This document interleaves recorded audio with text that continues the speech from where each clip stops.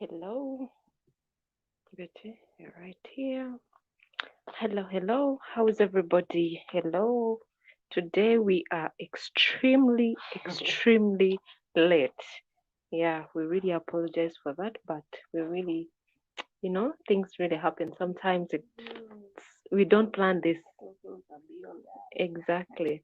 But let's just wait for people to join in. Sorry, we did not even notify you guys that we're going to be late. It has been really so busy. Good check out here so that we see whether we are live. Who is there? Let's just wait for people to come in and we see who is here tonight. Two people have joined so far. Really? Two people online. Thank you so much for joining the stream. Thank you so much, guys. We appreciate everyone who has just joined in.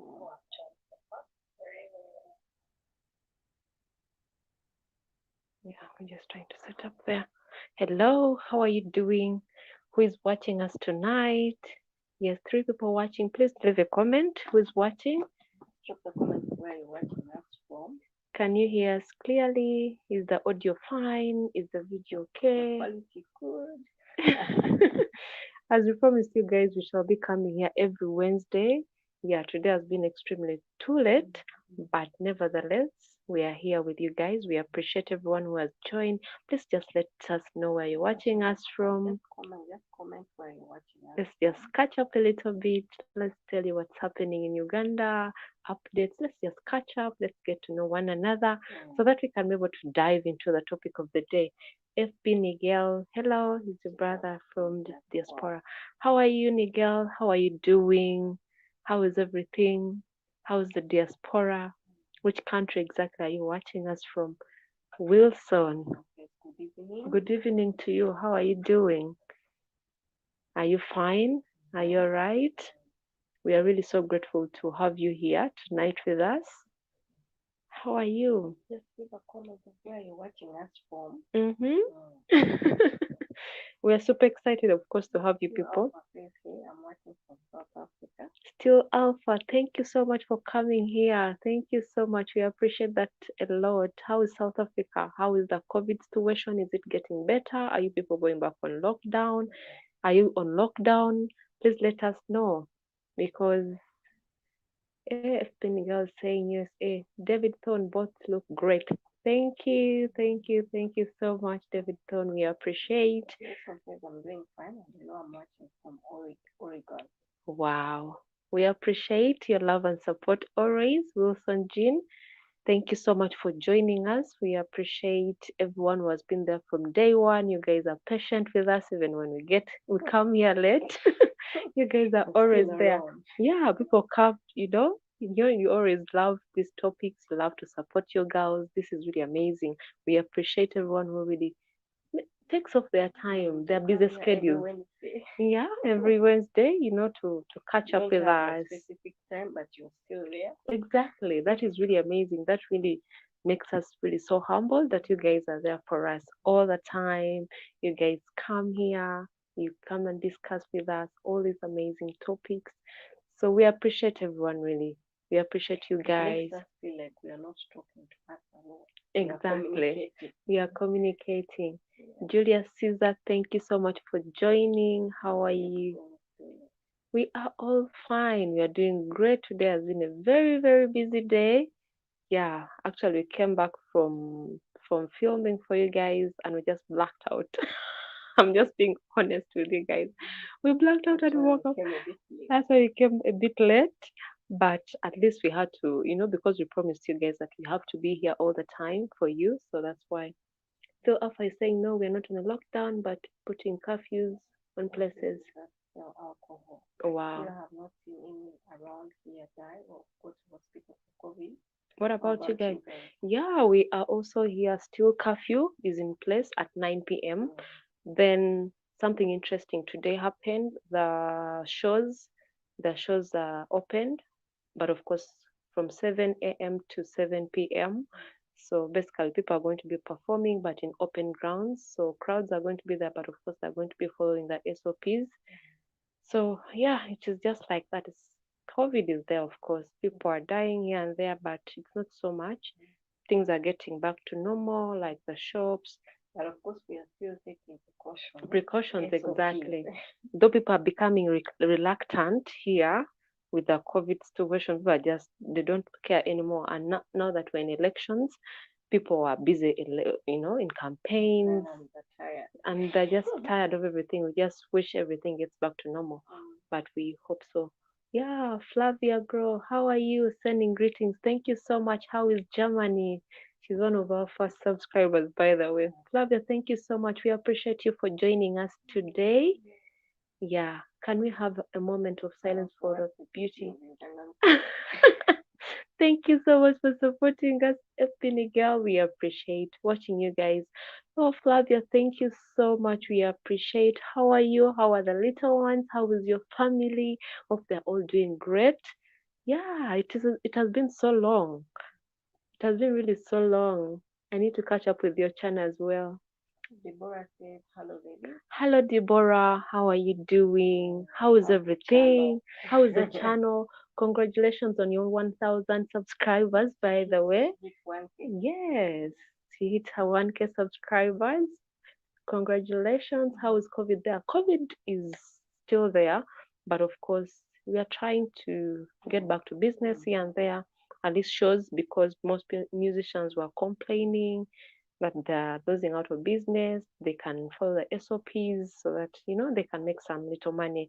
Since the season, it is Christmas season, it's holiday season, they want to make some little money. So at least they've opened up today, starting Saturday. I think they just announced today, but on 19th, that's when they're going to start the performances here and there. So that's how it is.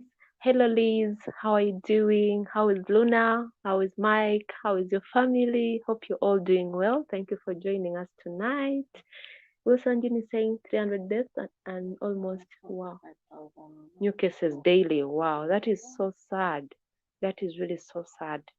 I think that comes with the freedom. All of us need the freedom. All of us need to do business. All of us need to look for money here and there, but it comes at a cost. So that was so dangerous. I don't see anyone wearing masks. Yeah, masks here, by the way, most people have now even neglected masks. I must be frank with you guys. They do wear. Some But they places do. are really strict. Before entering, you have to have a mask. Especially like the clinics, the supermarkets, all that. That really happens a lot. So basically, people wear the masks, but people are so reluctant, not like the way it used to be before. At the beginning, how everyone was into pressure, wearing masks here and there. But of course, we are really trying to do what we can for now. Then someone is saying, Jean is saying, yes, I'm watching Bobby Wine and I'm hoping I change in Uganda very soon so the people of Uganda can have a better life. We just hope so. We just hope for the best. Let the best win for now. Exactly. And we hope to win. Exactly. How are you guys? You look good. Thank you so much. Nightclubs in Kampala open yet? Yeah. Not yet. The nightclubs are still closed. That is unfortunate. That's what the government has totally refused. But I don't know why most people, the business owners, because people, don't want to say that of course they're operating, because people who have restaurant and bar, the restaurant side is open, but of course the bar is also open, but up to sometimes. So I don't know why. But even of course most people here, most business owners are complaining about it. Why are some closed? Why are some opened? Of course the government, corruption and all these funny things happening here and there. There are some that are open, there are some that are closed. So that is for the government now to sort out, basically.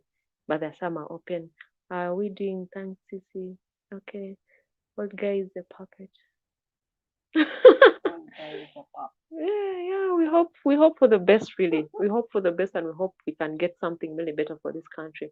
But basically, we are fine. We're doing well. The weather is hot. I don't know why it's becoming so hot before January. I thought January is when it's going to be so hot. But currently in Uganda, it's really extremely hot. It has stopped raining out of sight. I thought December it would be raining a little bit, the weather would be calm, would be moderate. But right now, for the past 3 days, it has been really so hot. Yeah, the sun has been in there. Like, oh my God, today we were out and I came back with a headache. But things are there, it's happening. I think I was saying, question is there still curfew in the country or it has ended? Cairo, curfew is still here up to 9 p.m. But of course, Ugandans, people break the rules. But of course, with the with the rules and regulations, curfew is up to 9. But people still be out beyond that time. But curfew is still there. People do their things in secret. People do their things, in hiding.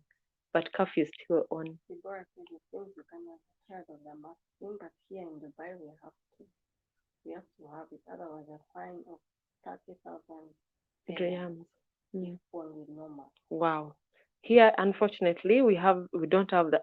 At first, they used to say that they're going to fine people without masks, but you know how our law is here in Africa. In Uganda, people just follow the rules for a few weeks after they get back to their normal. So masks, it's just if you're going to a building, if you're going to maybe this supermarkets, hospital, clinics, malls, you cannot enter without a mask. Like Acacia Mall, you can't enter without a mask. You have to sanitize public places, with the security. But of course, when you go to downtown, I don't know what is really happening. You have to be very, very cautious and very careful when you go downtown because people are just careless. People are just doing their things. People got tired long time ago. But that is what is happening. That's what is happening for now. Yeah. What is David just saying?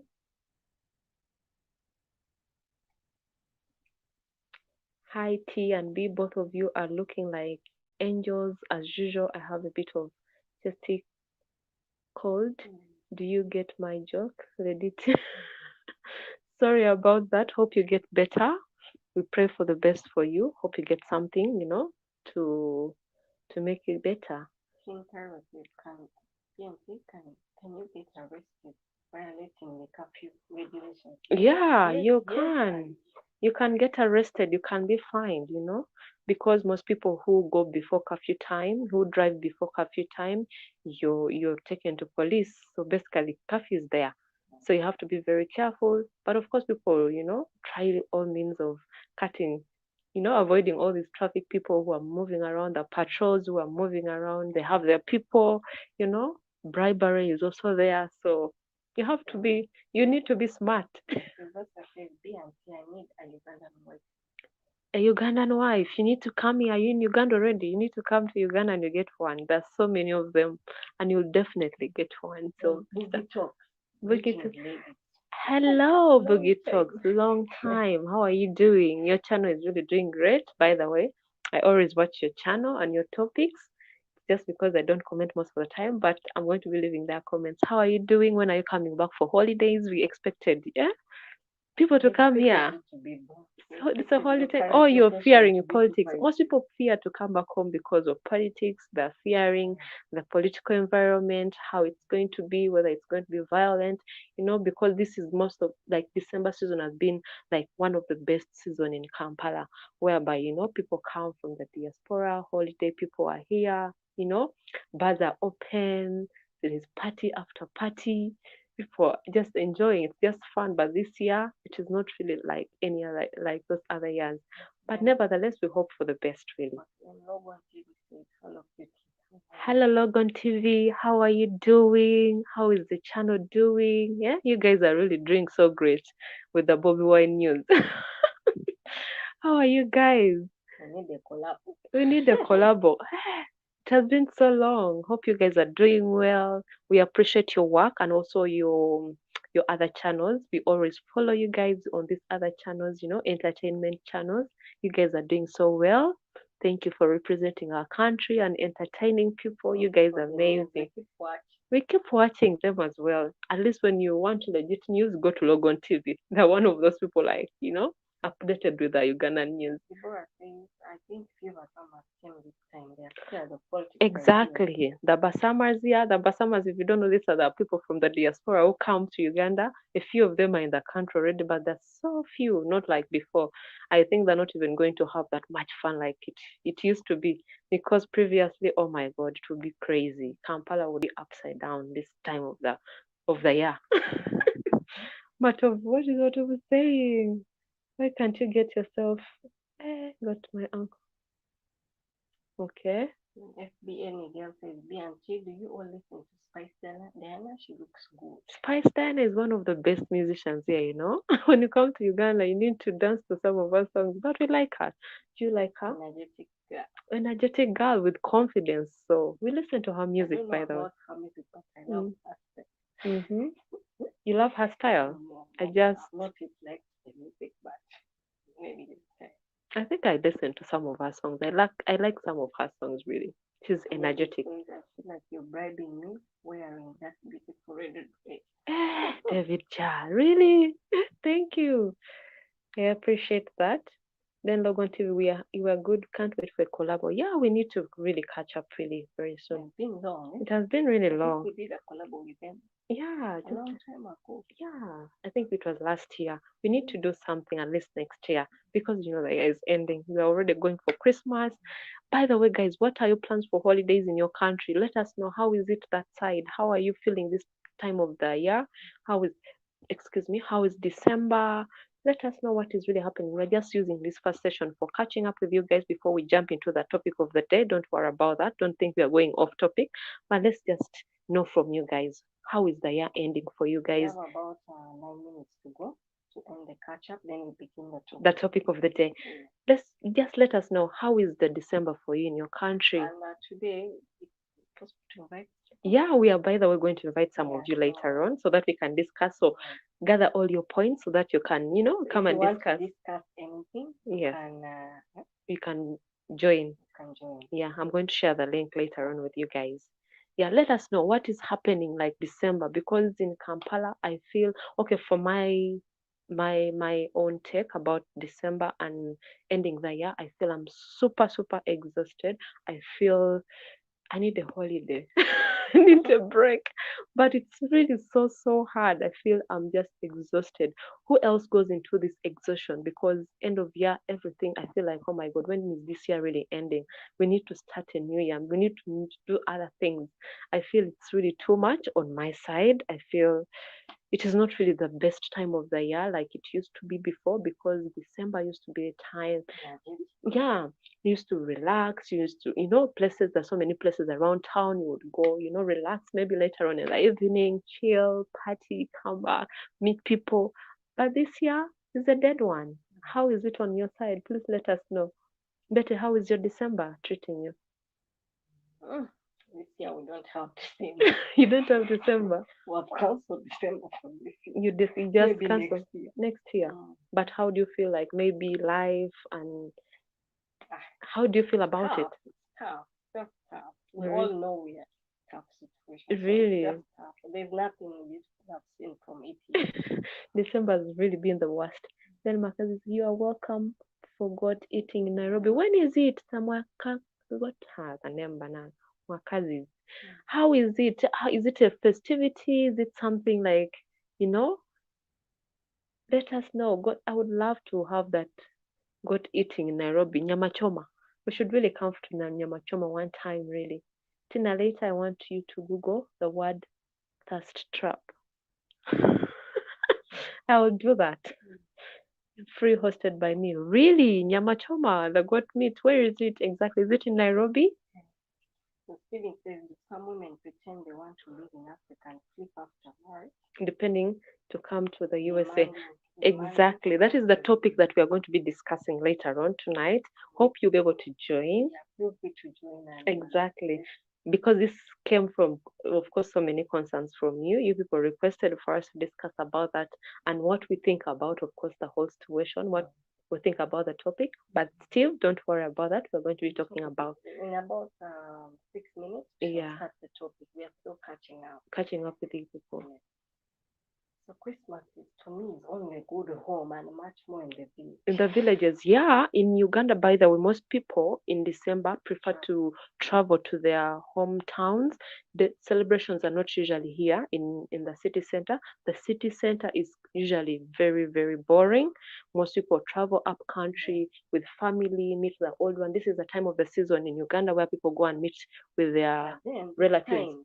But this time round, we even heard that people are going to be on lockdown, that they're going to border, so that people don't take corona to villages. That's what the president was saying. Or I don't know who said about that, but they were saying they don't want people from the city to go and take corona for people in the villages, up country. So they made restrict maybe border, maybe people in Kampala should not cross to other towns, something like that. But we hope really for the best. But usually here, Christmas season is the time for family. People travel up country. Kampala city is always boring. People are not there. People come back like on 27th, so that they celebrate New Year. So New Year celebration is usually in the city because that's when fun gets back to normal and like people come back to the city. That's how it is. Sorry if you have not read your comment. We were just really scrolling up so fast. Rosie says Washington DC here. December is good. I was just in DC and it was boring. DC was locked down. The village was fun though. Really? Wow. I get hit up by many white women already in Africa. I asked them, why would I come to Africa to be with a white woman? Wow. That is so strange. That is so strange. Even you could also join the stream and just give us your opinion. Yes. Share with us this experience also, maybe, if you don't mind. Yeah, what are we saying? African women aren't very sensational. Wow. Really? Maybe some of them. I meant I was just in Uganda, not DC. Oh. UG. Okay. How was your experience? Why did you just leave very fast? You should have stayed there for Christmas, You should have stayed in Uganda for Christmas for a little while. So, guys, thank you so much for your, contributions. So, of course, you've seen from the title of the day, we are going to be discussing marital, that word blogger talk. Marital tragedies among Africans and foreigners abroad. Yeah, let's talk about it, because you know how this topic came about. It was one of the lives that we did here. The last live, and most people were saying it was a concern among people who were having a discussion here, that most girls, especially in Uganda, because we're talking in basis of Uganda, because we're in Uganda, most people get married here, maybe with someone, maybe with a foreigner, because of other intentions. When they reach abroad, things flip. Things flip. What reasons? What really brings about that? And of course, we're going to give you our opinions as well, so that we can be able to discuss about what is really happening. Is it about expectations? Do you have higher expectations when you're dating someone abroad? When you come and marry us here, do you tell us lies? Do you over... the other side and get disappointed? Exactly. What is causing all this? We should really discuss this. I think I should really share with you the link, so that those who want to contribute to something. Let me try to get the link here.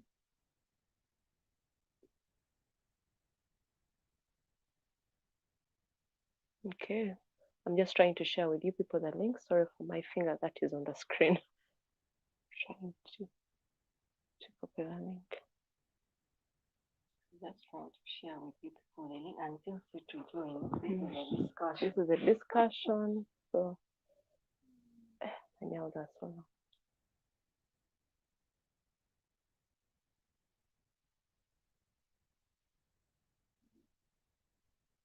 But even if you don't want to join the stream, you can join the discussion. You can just type. Yeah. You can just type. I posted it. Let's check. What have I posted? Let's scroll down. Yeah. Let me see. My fingers are so long. Why I can't copy this? Okay. So that is the discussion of the day today. And I wanted to get your concerns about the topic. Why is it that most people change when they go abroad? Yeah. Is it about expectations that are not met? So Things. Oh, yeah, I've got it now. Yeah, I've just put the link. You can join us in case you have anything that you need to. If you want to discuss something, feel free to use that link. Yeah, the link down below so that we can be able to, today. We are hosting you guys today. Let's talk about this topic. What is really happening? Is it about expectations? Is it about, you guys coming here and raising our hopes so high? When they go that side, is it because the situation abroad gets really so tough that people change their mind? Because this is really happening, and most people, if you're to realize, let me just copy this bit. If you're to realize, it's really happening so much.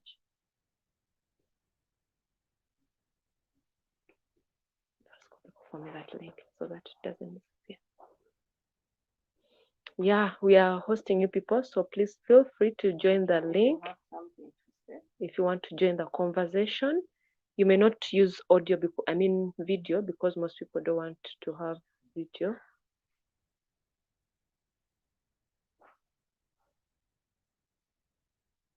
Yeah, yeah, yeah. Yes, someone is saying America proves to me daily that I'm not white. Lol, thank God. Wow. Find partners in your area if possible. Moving people from somewhere else is too challenging. Yeah, because it really happens a lot, because the cost may not be the best, because you may invest too much and you get disappointed. Expectations may not may not may not be met seriously. Have you got it? You copied it? Okay. Then let's read someone's comment here. Real Stella saying, okay, my bad, I agree with you then. Okay.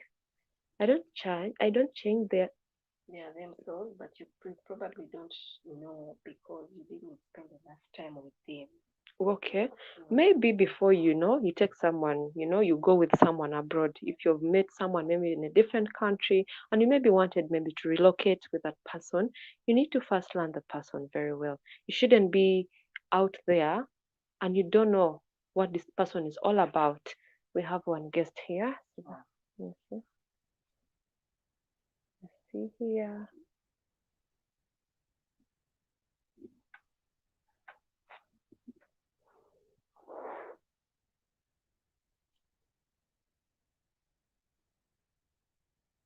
Why is it not? Yes, gone off. Sorry about that. Sorry about that. If you're trying to join, you could try it again. You could try again. You can paste the link again, put it down. Scroll down.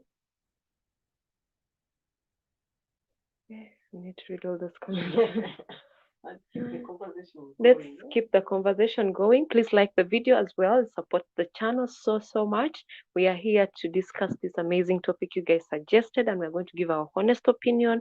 And I'm going to learn from you guys because these are things that are really happening. We don't know about the things because we've never been married abroad. We've never gone abroad. We've been here, maybe abroad for people who are coming in the country. Maybe that's what we can maybe give our opinion about, basically. You first go up and read people's comments a little bit so that we catch up with them. Patches. Hello, Patches. Thank you for joining us today. Power is saying, is there any guy also there? There's no guy, but if in case you want to join, you can be able to join us. Feel free to join. Yeah, the Ugandan village wife. Jevale. Jambo. How are you doing? Thank you for joining us. How I have missed you guys, lovely Ugandan. Muri mutya je tuli bulungi. Tuze very late right now, but at least we are here with you people. We are going to catch up. My Africa is activated. I'm retired, and if not for COVID, I would have been on the continent already. Oh my God. We hope everything really gets better. Of course, there's a vaccine coming up, but I have thoughts about that. I don't want to discuss about the vaccine on this live stream, but maybe next time. But we hope really for the best. We hope everything really gets better with time. Then Wilson Jin is saying, life in the USA and Europe. The United States and Europe are not the same as the countries in Africa. You can be happily married in Africa, having a very good guy, life, but as soon as you get set feet in the white mainland, what happens, Wilson? That's what we want to know. What really happens? What changes people's minds? Why do people come here, go abroad, maybe go to the USA, go to Europe, and things really flip? You're happy here, you're very excited, you're having your family moving on so well. But after some time, people go abroad and people change. What's it? I can't. I don't know. You can't.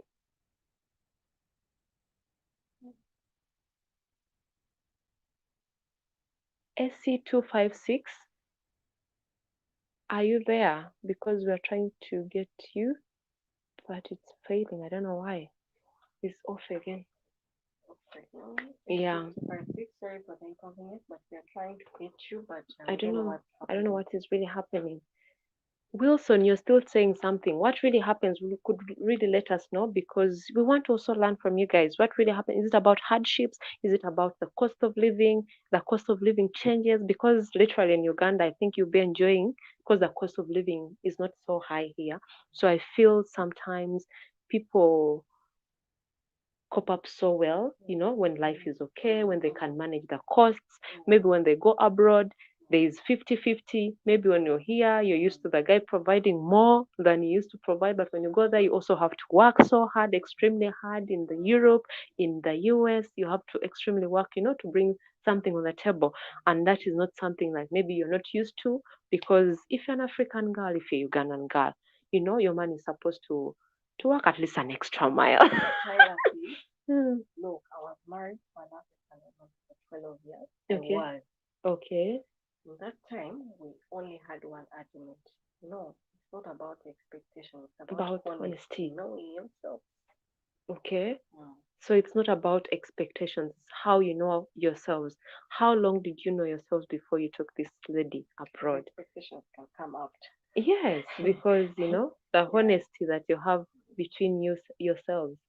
Please feel free to join the live stream. We've just shared the link with you guys. You pasted for them again, so that you can be able to join. Feel free. We are going to be reading your comments. The comments are really let's fasten up and read comments. You scroll from this one. Yeah. There.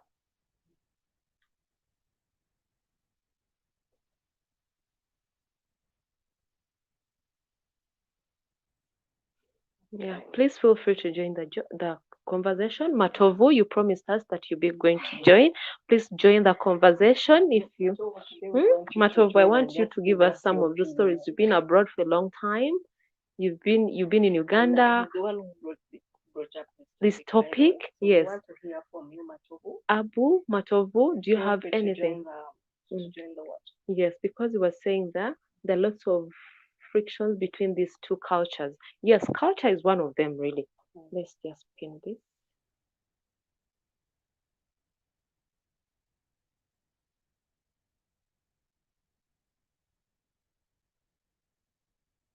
See, oh, it's from here. It's okay. So I have to do from here. There are two frictions. Let me just pin here.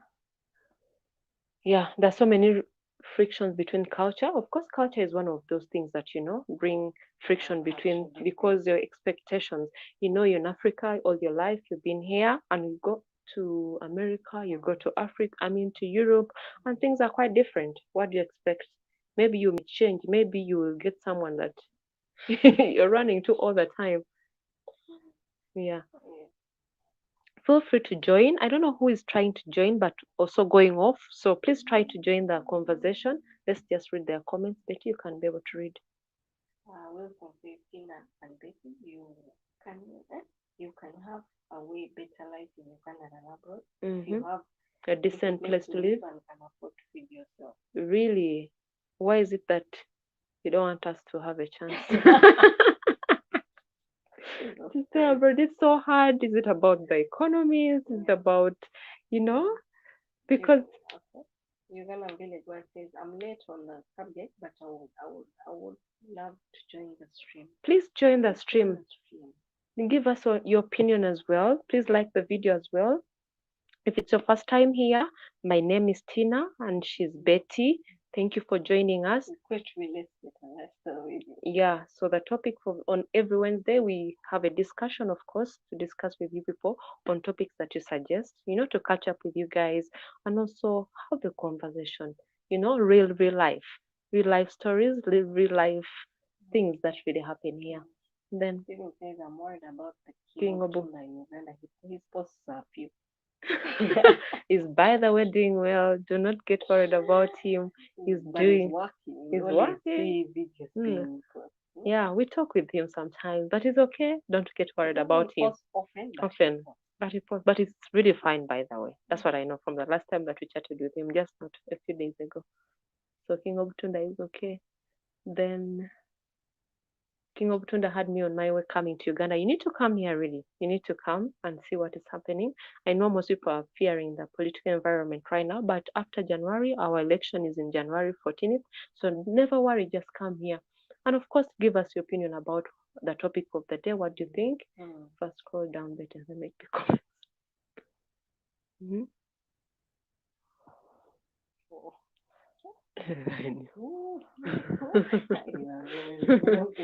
Yeah, you read some of them. Yeah, no sex, no Steve Harvey. Yeah. Deborah. Deborah says, how long you knew the lady matters too. Some ladies can just accept you because they know you are abroad, not because they love you. Mm-hmm. Just to get a what? Mm-hmm. Okay. So most people think maybe there's greener pastures when you go abroad. The expectations you people show us, the lifestyle people show us abroad. When people go that side, they expect the best. What people see on TV, they feel that is the lifestyle they're going to have abroad. Yet when they get there, things are quite different. You have to work extremely harder because in Uganda you can have little and be really extremely happy because the lifestyle here is not too expensive. You can survive.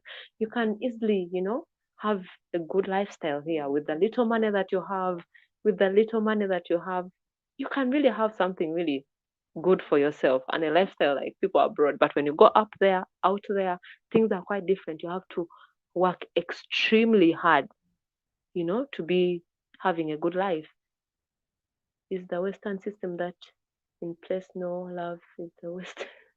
Money and war. Wow. So there's no love out there.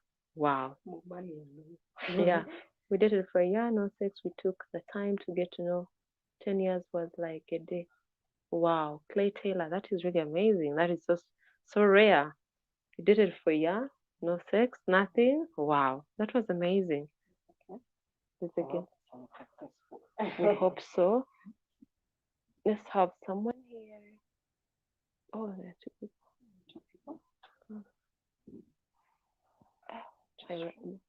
My nails are too long.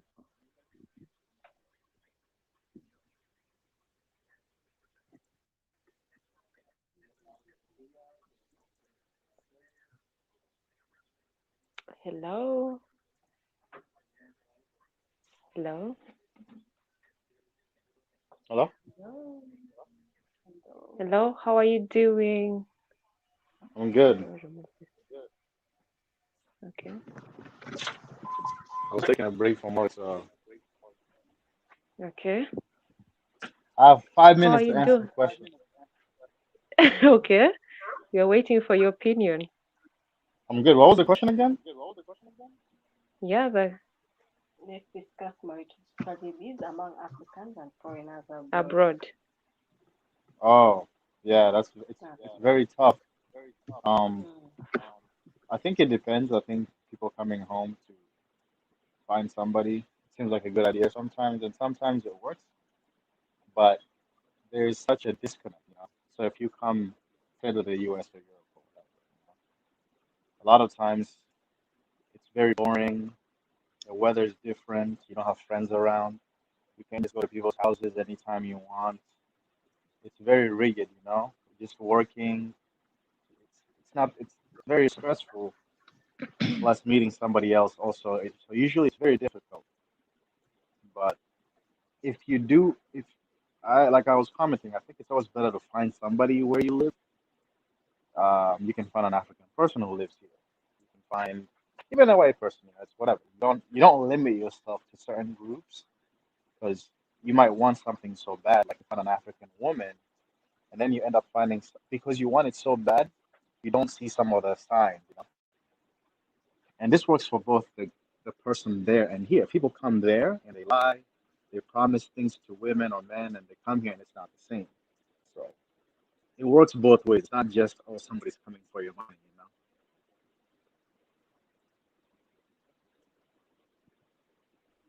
Wow. So it's majorly like the expectations when people come that side, like you don't have family, you don't have people you can Yeah. run to easily. It's really so difficult, to cope up. So why is it that most people, divorce or get someone else? Because most people when they get there, you know, they try to, get something better. They feel the people they went with, the people who took them there are not worth Hmm. it. It really happens mostly to, girls from here. You find that they got someone else different. Is it Oh yeah, about the like it depends. Like, so some people might. So let's say like I go to Uganda or something, right? I have some money saved up, and of course I look like I have a lot of money, right? If you could save $1,000, right? You're in Uganda, you're not saying blah blah blah. But when you get back here, you might have saved up for like 6 months or a year, and you can't maintain that lifestyle that you showed somebody. So it's somebody might, hey, I thought I wasn't gonna have to work, and you're gonna provide for me, you know. So those things happen, and they might find somebody else. So honestly, you gotta be honest with everybody, with the person you are with. Of course, you can take them out, do fun things, but be realistic, set expectations. I think expectations are never set. That's I think that's the number one problem. exactly because you don't have to raise someone's expectation. You have to be very realistic with this person before you take her out there. Give her what the situation is like. Tell Hmm. her what is really happening, the economy that side, how someone spends back home here, and how someone is supposed to spend, when they get to the diaspora, how things are difficult. I think so that someone's expectations are not really raised. I think most Oh people yeah, miss out on that because they've saved up their money. They come and convince these girls down here, that I can maintain you out there. Maybe we cannot you can't stay back home. We need to be together. At least you need to tell her what is really happening out there so that she knows what she's going to find. But most people miss out on that and people change. People you know, go for better people, maybe better than you who took her there. How does it feel if someone leaves you? How is somebody how what? is how is the situation? When someone leaves you when you have gotten someone from here, Oh how do you yeah, I, think I the think situation? it's like a control thing. For example, right? Everybody, if I'm in a relationship with you, right? Even if you don't admit it, everybody wants to be the one that has like it's true. Like you can't lie. Now, if you love somebody, of course you want to make sure that uh, if they come here, for example, they don't depend on you, right? Maybe you go out and meet other Ugandans or Kenyans or whatever. The person has their own life, so it's not like they wait for you after work. Everything you do it with them.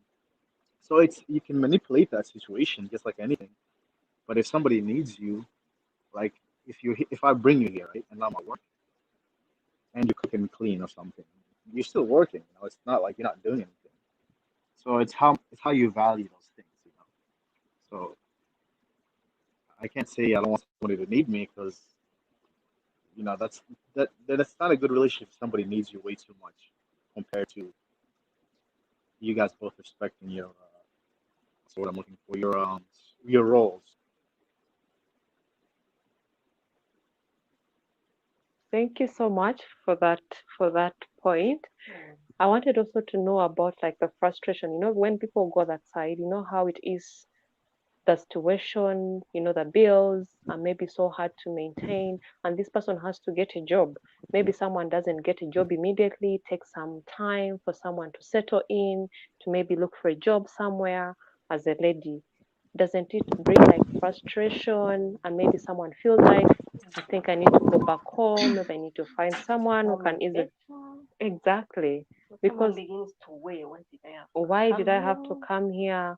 Things are not going to as maybe planned? as planned. And mostly people who go maybe abroad get jobs that they didn't study. Maybe they're not professional jobs, maybe something that they didn't really expect to be doing.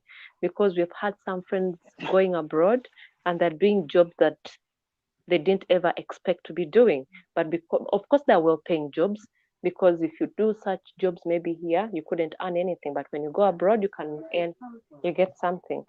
But the frustration, these women get, maybe people get when they got abroad, doesn't it affect like the relationship and all that? And how do you go about it? Could you maybe tell us how you people handle it out there? Yeah, so kind of like a little background to help. So I live in DC and I moved here when I was 11. So, it's when people move here at an older age, it's very challenging because you're in a new country, you have to find a job. You might be a doctor in Uganda and you come here and you have to go to school again, or you're an engineer or whatever. Right? So that change is very stressful by itself, you know. And every day you work, in 2 weeks you pay bills. Every 2 weeks, a month. In Uganda, if you don't have food, you can go, hey, what jaja tulie, what auntie, whatever, you can do all that. Not here.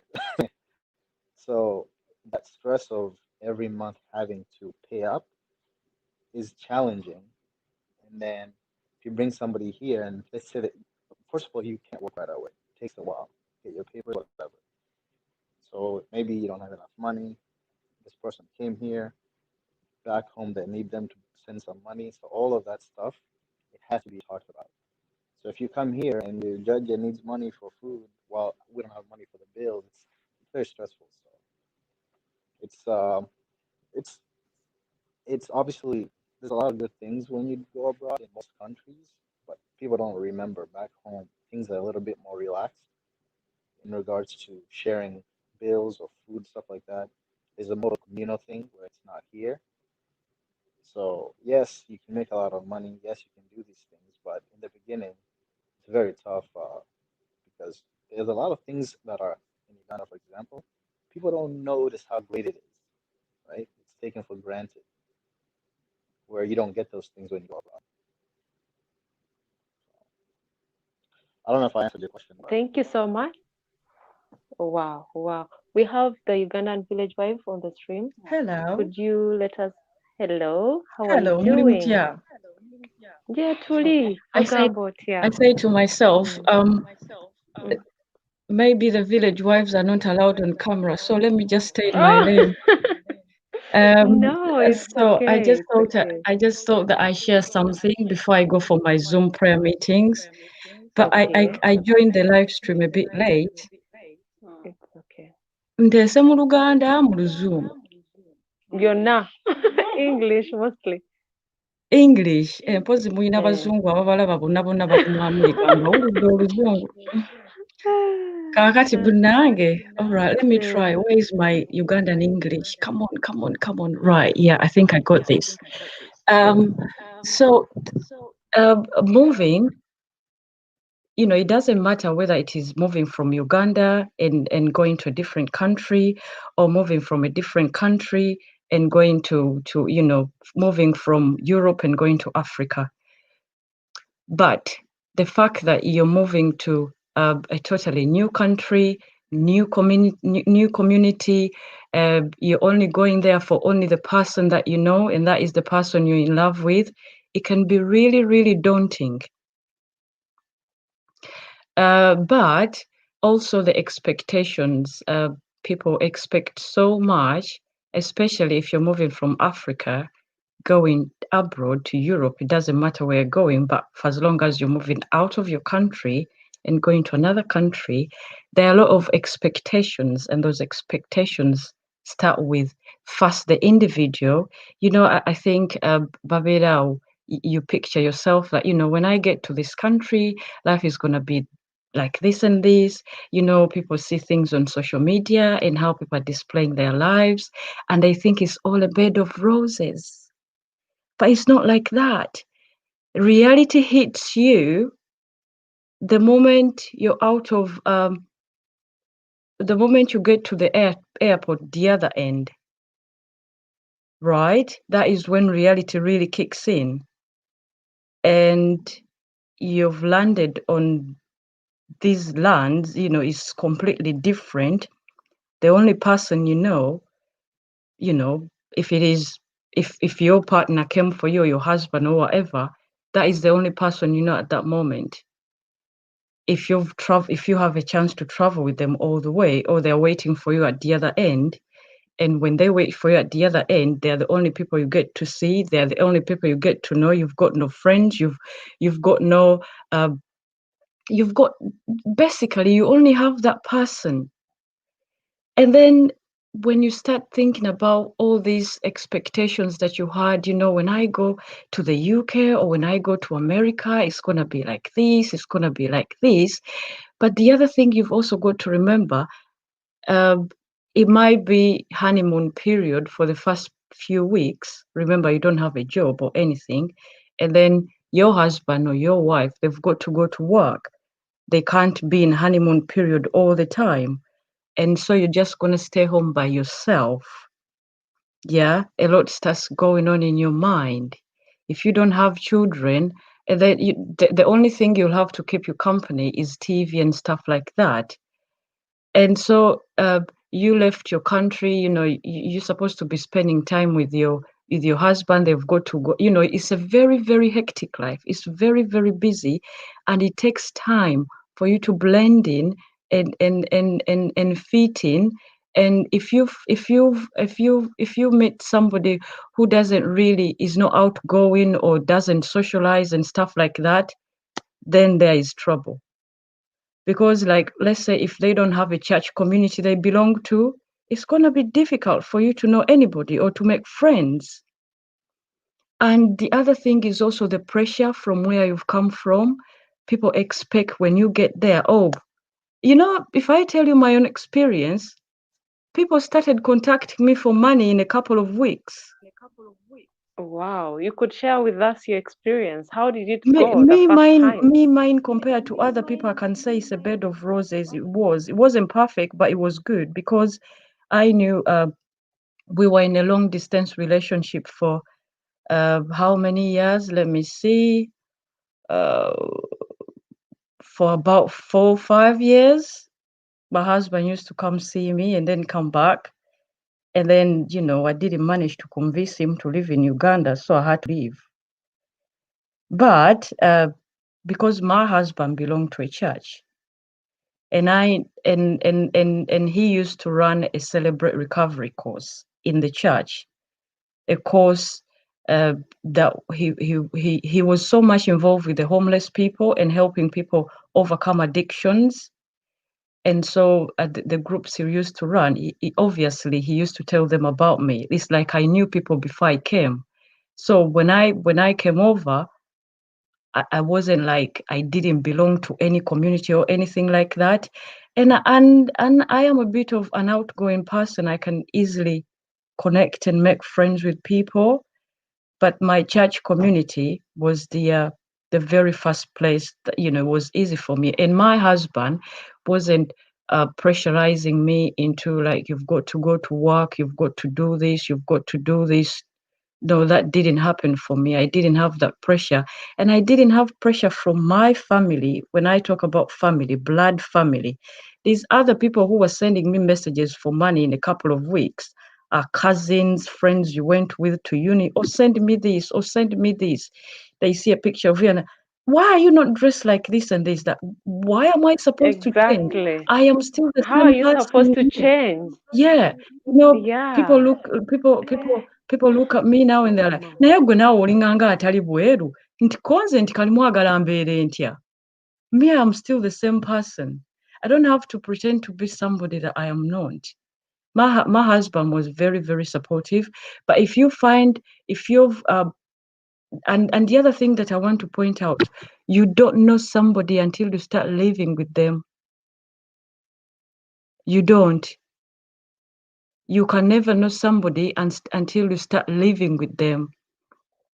So, Baba Kwana, they come to Uganda, they get on Yeah, their own because lovey-dovey. they get you don't Yeah, they exactly get all because you've just been lovey-dovey. here for a short Yeah. time. Buli obuze Then when you bwonna go there, bwonna, that's when they you hide all those, and then they uh-huh. start showing. Exactly. And, The the fact mm-hmm. that when you get to the other country, that person is the only person you've got. They've got you at in the palm of their hands.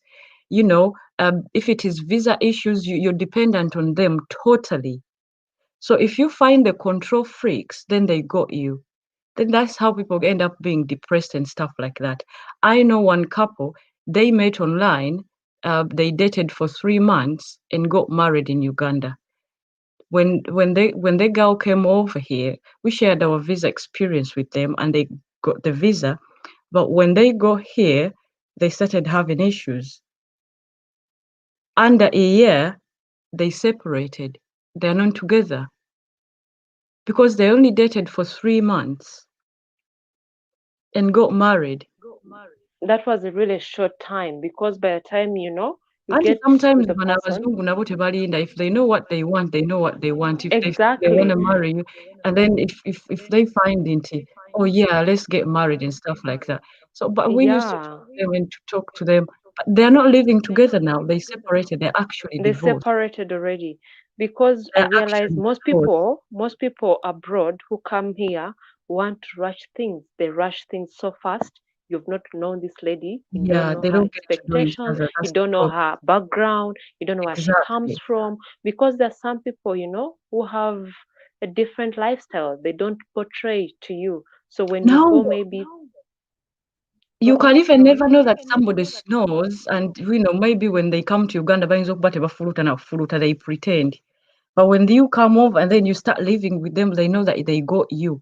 Tosobola kukonkona wa neighbor is completely different, and the culture shock.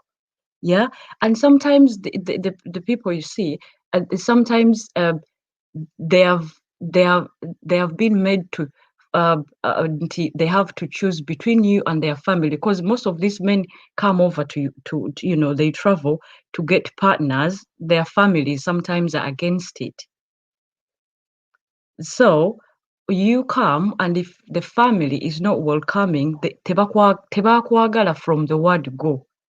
So you only have your man or your woman to depend on. Yes, to depend on. Yes. Wow. So obviously you will not get to know people unless Mm-hmm. your partner You've lived with introduces them. you to people. And if you're not Mm-hmm. a Christian, like anybody listening in or whatever, you know, to belong to a community is very, very important. You might not be a Christian or whatever, but if you travel to other countries, try and belong.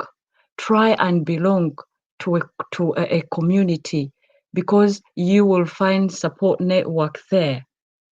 Because you never know when things might go wrong. Me, things have not Okay. gone wrong But for me. is it so easy to get like a community when you go out there? Because it may be so difficult for you, The to find first a the first community thing, that if you you can want to relate find to. friends, yeah, if you want to find Okay. friends, if you're Muslim, know your muzikiti. If you're Christian, look for the nearest church. They are very, very welcoming people.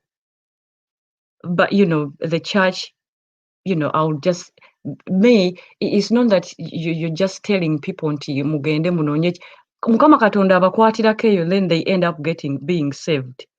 But in the long run, they're also gonna meet, they're gonna meet new people, they're gonna make friends. And if they have plans of having children and they try for children, when you have a baby, it is easier for you to make friends and meet other moms. But if you're not planning for the baby, tekitegeeza nti genda ozaale because you want to have friends. But having a child is between, you have to talk to your partner, and it's a couple talk. But there are so many challenges. Bulaya is not a bed of roses for so many people, and So many people don't really get what they expect. Social media really spoils us a lot because that when you're here, most people, what people portray on Instagram, when people put, on they their make it social like media is quite different. You may think yeah. things are really, it's a bed of roses. Edited life. Yeah, edited life. You feel, I will tell you, someone. there are people that I know. If you see, Hmm. there are people that I've had a chance to meet. Uh, their life on social media. Oh my goodness. Oyinza okugamba bannaye Bulaaya ggulu. their life on social media, but the reality on the ground. Like I see people, they change cars, they drive these big cars, but as a motoka bazigirayo ku mabanja. They drive big, huge cars, naye basula mu house share. Okitegeera? Wow. Yes. Wow. That Ng'oli is so arentinga strange. room emu £250. Okay. Naye Okay. ng'avuga BMW gy'aseeka ku social media ne bugamba bannaayo no ssente z'alina. Ali mu house share. Okitegeera ekinaabiro akyali bali mu house share nti it is a big house buli omu alinako kisenge. Okitegeera? Nga bw'omwo mwasula. Naye nga the life on social media. Oh my goodness, be bambala Gucci, be bagira biki. I just see people nengamba Mukama Katonda. They are everything they are putting out there is false.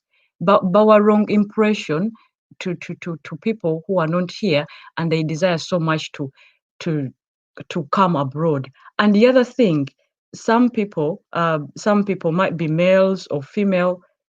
It's not that they are in love with these people, Babatwala. They only want a visa. That is the reality. That's really so true. Yeah, most people just want a visa. They just want, a pass. There are some You come Christians here, that I someone know they are pretend. looking for husbands. Nomugamba naye kaakati ggwe, why are you not looking for a Christian person? Or you try a Christian dating site. Nti nedda abasajja kati ab'eddiini ennaku tebakyaliyo. Nze njagala kujja Bulaaya. I don't care oba oli alina emyaka 9 oba emmeka, bwe nnaatuuka eyo wenfuna empapula zange nga mmuddukako. N'ogamba bannange. Yeah, you're really so right because I've had so many friends. Okay, not friends, people I've heard from who just need the visa when they don't mind about the person, even if the person is so old. Oba mukulu atya, like even if he's at least 50, So omwami wange 60 yali mukulu, years. I love my husband. Yeah, but they don't mind about that. People just want the paperwork. They want the visa. When they reach there, things change. That's when you see someone's true colors, and that happens so much here because of strategy. This has happened to so many girls here, and you're so right. At least I've seen Yes. that by And myself. and and they don't know that really taking advantage of somebody is not good. And that is why abasajja babeera baleese abakazi, they tend to be controlling because they know what other people have gone through. So, And you that know, is another thing. Like people get controlling that side as well because it's now both sides. For people who come here, get the girls maybe from here. When they go that side, someone becomes over controlling. Doesn't want you to make friends. Doesn't want you to do any other thing. Maybe you're giving him yeah, because ideas they've of got what you can do. insecurities. Insecurities are there, so Yeah, that because they know causes friction. if they let you go out there, Mm. ogenda amaaso go gagenda kubukuka. I'll tell you one experience. There is this lady that I met before I came to the UK. Twamitinga ku test center ku Karura Country Club weza okukola Okay. uh, um, English test. Yeah, that's how I met her. And uh, she took my phone number and then she said hello to me. Her visa came before mine. Najje eno. And then when she go here, because she had her number while I was still in Uganda, she still contacted me. It wasn't long before Nakumau to come for her son. I picked her up from the airport. But after that, when I was here, then but I not that I knew her so much, but I am sort of a friendly person. And yali abeera walala nga nange ndi walala. But when she got here, things for the beginning it was okay, but then omusajja n'atandika okubeera very very abusive. She had nowhere to run to, but she would call me and I would be the only person she would talk to. Omukazi okubeeraawo ng'e Uganda wali obeeramu n'emitwalo gy'ataano mmeka 10 n'obeeraawo naye nga tolinamu wadde £5. She lost somebody in Uganda and she didn't even have credit to call back home. So she called me ng'agamba ngulira a card to be able to call, ngulira bw'ogamba kugula airtime. And then, as time went on, she started trusting me and she would talk to me. She was going through abuse. Like real abuse, physical, emotionally, psychologically, buli kimu. she ended up being depressed, right? Because ono Yeah. omusajja bwe yamuleeta eno, started Mm. being really, really controlling. N'amuggyako her passport and all her documents n'ez'omwana we to be really controlling kuba obeera ku visa ya musajja. Just I've, approaching yeah. myself or anything. I went online, Mm. I Mm. searched, and Oh. that's how she got help. Ne mugamba ku bwoloope. These things police byekugira biki biki. She was fearing to report kubanga oli kyamutiisa nti bajja kukutikka bakuzzeeyo ate omwana tolina gy'omutwalayo omwana ajja sigala wano. But if you So tell are there any like woman, immediate authorities where maybe if someone gets abusive, when someone maybe takes you abroad and someone gets really so abusive, are there any immediate authorities that oh, maybe you the can help is there, rely, my you can darling. report? Yeah, but you Okay. know the abusers Yeah. babera so clever. People who abuse Okay. because Mm. they find their victims babera tebali well informed. Because you are in a new country, tonaba na kumalawo myezi ebiri esatu, so this person has been here for some time, so they know how. It's not that they know the system. They're not. Nobody's above the law. All it took me was to go online and find a phone number for her to call. And to say to her, call the police. Don't be scared. Call the police. They will help you. It only took one phone call and she got the help. But even after that, the healing process ebadde mpanvu nnyo. Kati ali ku antidepressants wadde takyalina musajja.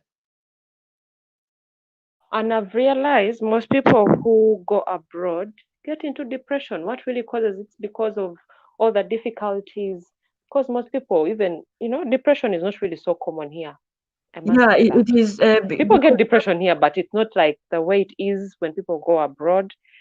Because I it think is because of the situation. the situation. First of all, everything to adopt to the community, the weather, the food, everything. You're there, you don't have any friends. Let me tell you something. My life was better when I was in Uganda. Not that my husband has been bad, but my social life. Okay. I'm You not can tell us more about that. How was it? my life in Uganda, my social life with my friends and stuff like that was very not really social life. Just like the previous person said, you cannot just go. You don't. Oyinza okubeera ku block nga you don't even know your neighbor's name. If I tell you like an example of my own life experience, if you lose somebody in Uganda, do you have to call people around? Obviously, it is automatic abantu bajja neighbor ne gwotamanyi ne gwewali togamba. But when I lost my husband, There's a community here, people, even if yes, your neighbor, even if you don't talk to someone at least is so concerned. That is yes, the culture here. Even if it's a stranger, people will will sympathize with you, will come always to help, That's how it is here. yeah. But just imagine somebody is come around in this new country. They have only been there like for a month and stuff, and then the person who brought them has started, showing their true colors. Toyina woddukira. Not even your neighbors, your neighbor, when you don't even know their name. Good enough, I knew my neighbors. I think I'm nosy. The first thing I asked my husband after we arrived, I asked him, show me where the police post is, the police station. And he said to me, why do you want to know where the police station? And I'm like, I'm just asking. But he took me there, the local police. He took me there and Okay, I'm like, yeah, yeah, but okay, I just said, where's the police? I want to okay. know where the police is. I want to know the number I can call in case of emergency. Okumulagirawo munaye bw'obeera weetegese okujjayo buyisa bwe sitamanyi oba bwe sitalabanga. May I know where to find help? But I was just showing him nti nze tasobola I know I'm in a new country and stuff like that. But I don't know. I just occurred to me, buuza omwami, before I even spend 1 week with my husband. Then we walked and he showed me where the police is. is really so strange because, you know, Yeah, it's but like people, living by yourself that side with the immediate people that you know. Like strangers are not always there to really help or anything. Because we if someone here is anybody is saying, coming around to mm, see us, if they mm, can't just come around, they've got to make an appointment. Yeah, you just don't come around. wow, you have to make an Even appointment before prior going yeah, there. yeah, Wow. on such and such a day and such a time we shall come around and see Okay. you. I also just Wow. don't go to people's houses just like that. Just like that. Yeah, I have to And make an appointment. Just, on such wow. and such a day we want to come around. Is that okay? You ask, is Mm, that okay? Italy wow. warfare, where we come from. You just go, whether you're invited or not, you just show Mm. up. Just show up. That's how it is. The culture here. People just show up. Yeah, But but of now course, we just don't take it in imagine. a wrong way. Yeah, But just just imagine imagine you're in used to that that kind of situation. life. Yeah. Exactly. You're And you used to don't it know here. nobody, and then Exactly. the person that you're living with has started mistreating you. Where do you run from? Where do you run to, I mean? So, these two, what people should learn is that when you're moving to a new country, you might not know the person so well that, maybe you've not lived with them for some time. And even if you've lived with them, people do not show their true colors until you like really start living with them. So my advice to people traveling to other countries is they should lower down on their expectations. Moving to a new country doesn't make you a new person. Just be who you are, yeah. And communication. If you're hurting or if you don't understand anything, ask ask whoever, maybe your husband or your partner, ask them. If they know things you want, ask them, what activities can I get involved in? Things like that. Communities to belong. Mm. If we go to church, Yeah. can we still go? Things like that. Okay. There's a story that I heard in the UK. There's a lady who stabbed, you know, to Yeah, death because yeah, I heard of that story that because she of stabbed. her Then I visa was had wondering, changed. I asked someone there, I was like, how does it even happen? Couldn't she maybe go somewhere, maybe ask the neighbor, maybe I don't have the money? It was really But so strange for someone to starve, in the UK. yeah, it is when the Couldn't support is she? there, but she couldn't Okay. work anymore. That was it. Baguma. Her name was something like Baguma. She was in the news.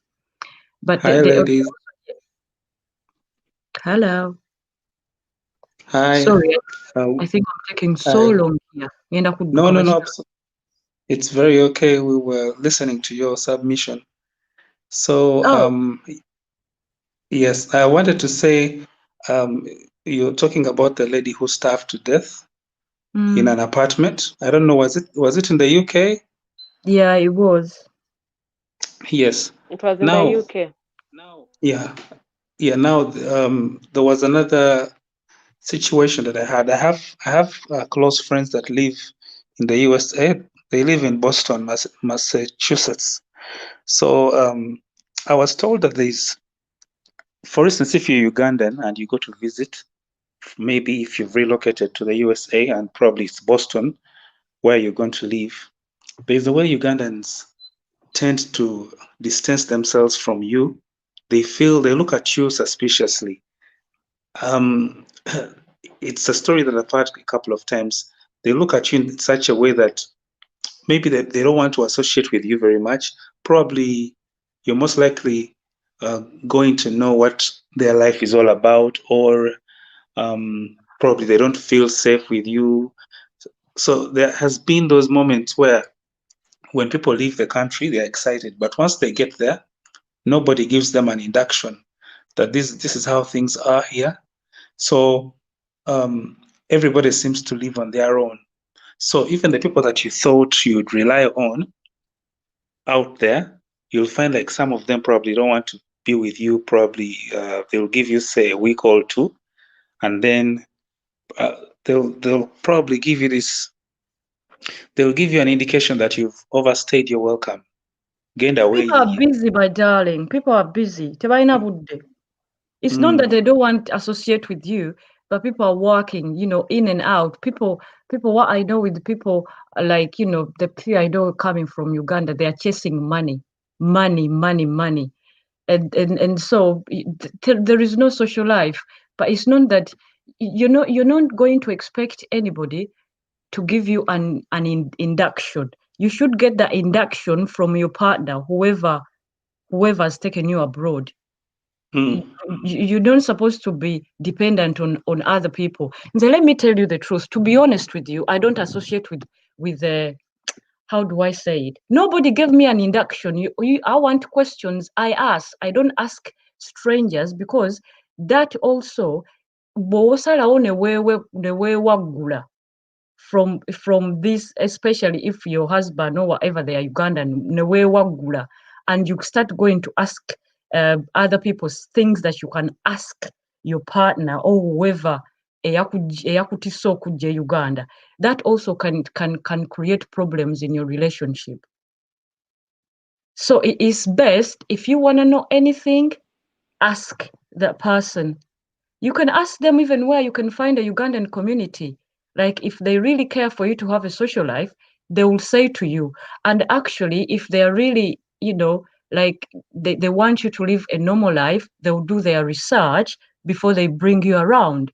So they know where you can go do your nails, where you can go do your hair, where they do the African hair and stuff like that.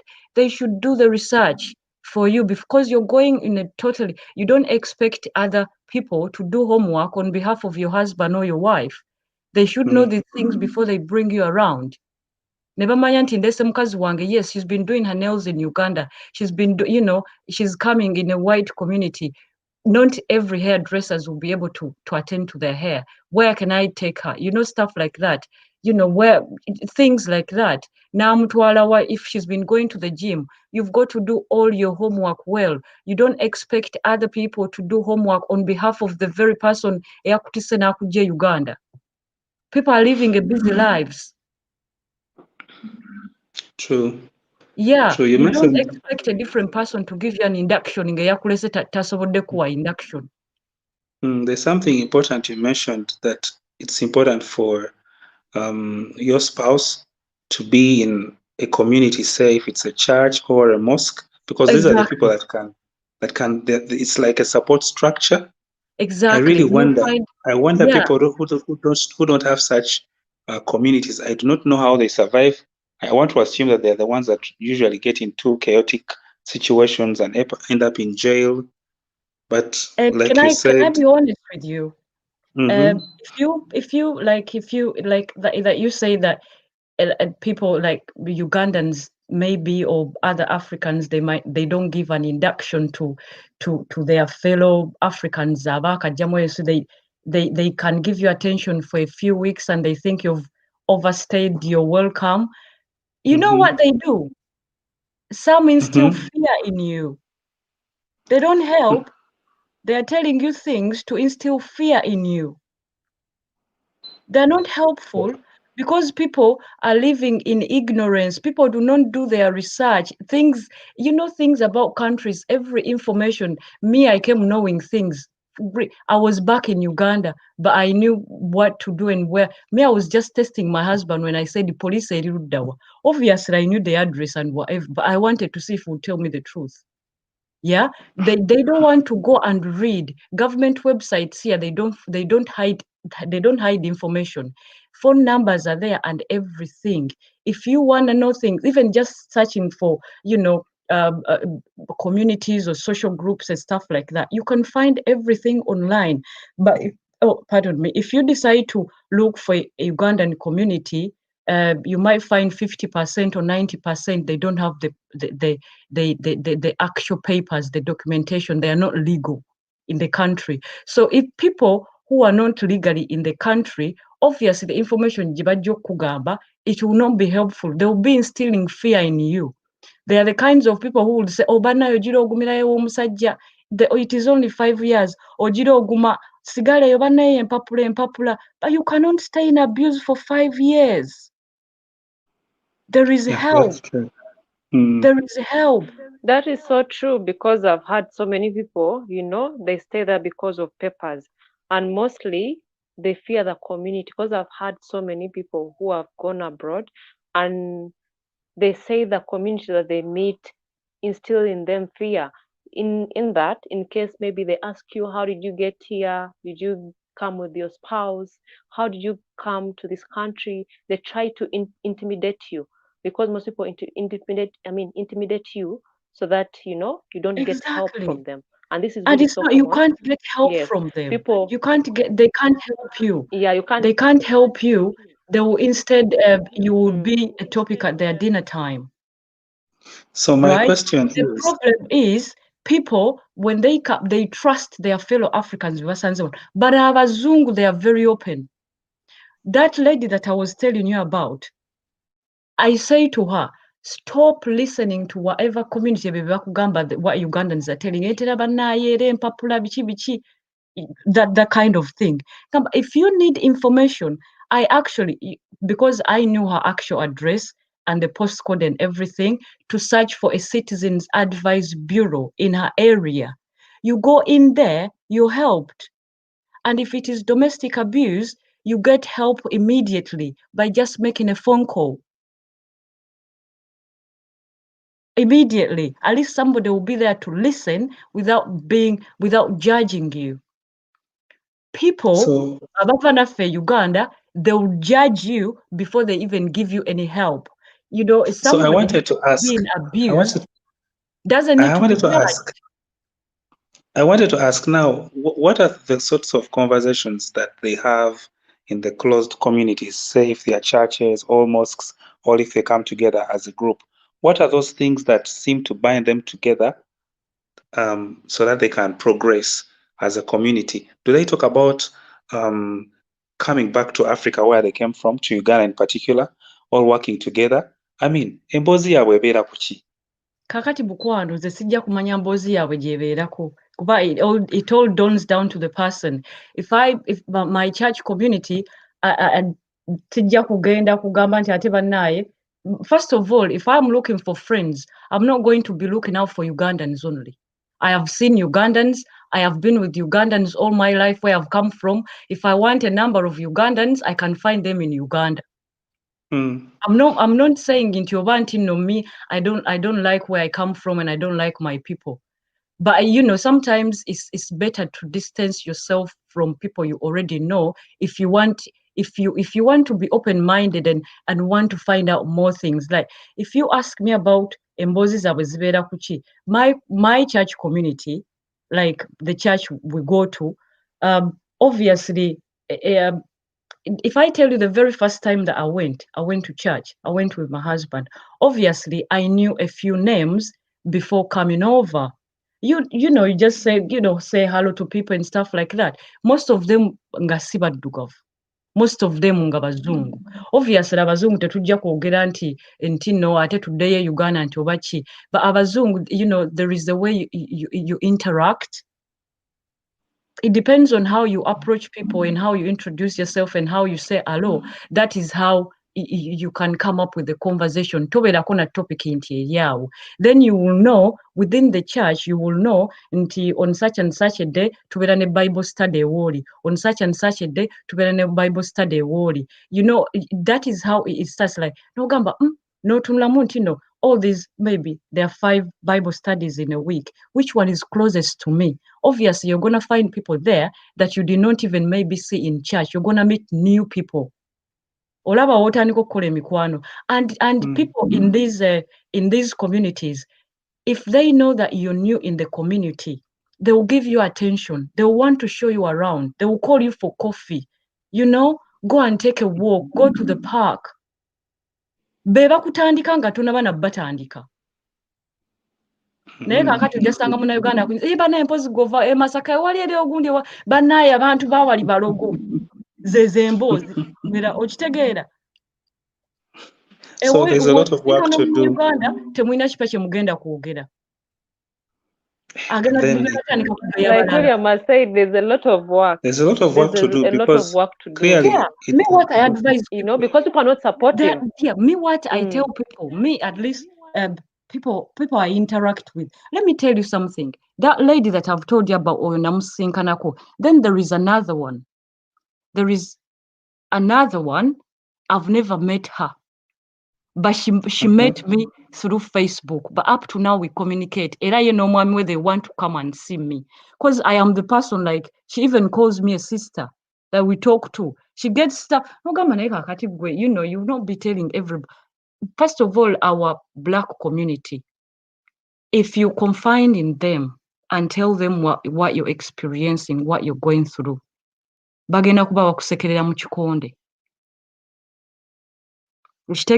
First of all, they are going to pass judgment on you before they even think about how they are going to be, how they can be supportive. They're going to pass judgment on you. Bula wali ogiyita nnyangu kaagirabe yali yogerera mu kikonde. Okitegeera? Instead of trying to find ways to help you okugamba nti munnange ogudde mu kizibu bwe kityo, you know, talking to many people, sometimes it helps, sometimes it doesn't help. It depends on the approach. Zinensi z'abantu ze tulimu ziri very organized. If you need information, if there is any challenge you're facing, wadde toyina mpapula, go to Citizens Advice Bureau. Tebagenda kuyita poliisi nti onazze wane nti talina mpapula mujje mumukwate. But the Black community, gundi oyo n'omulaba oyo talina mpapula. Then when bwe bafuna misunderstandings, they will be the ones to call the police on you.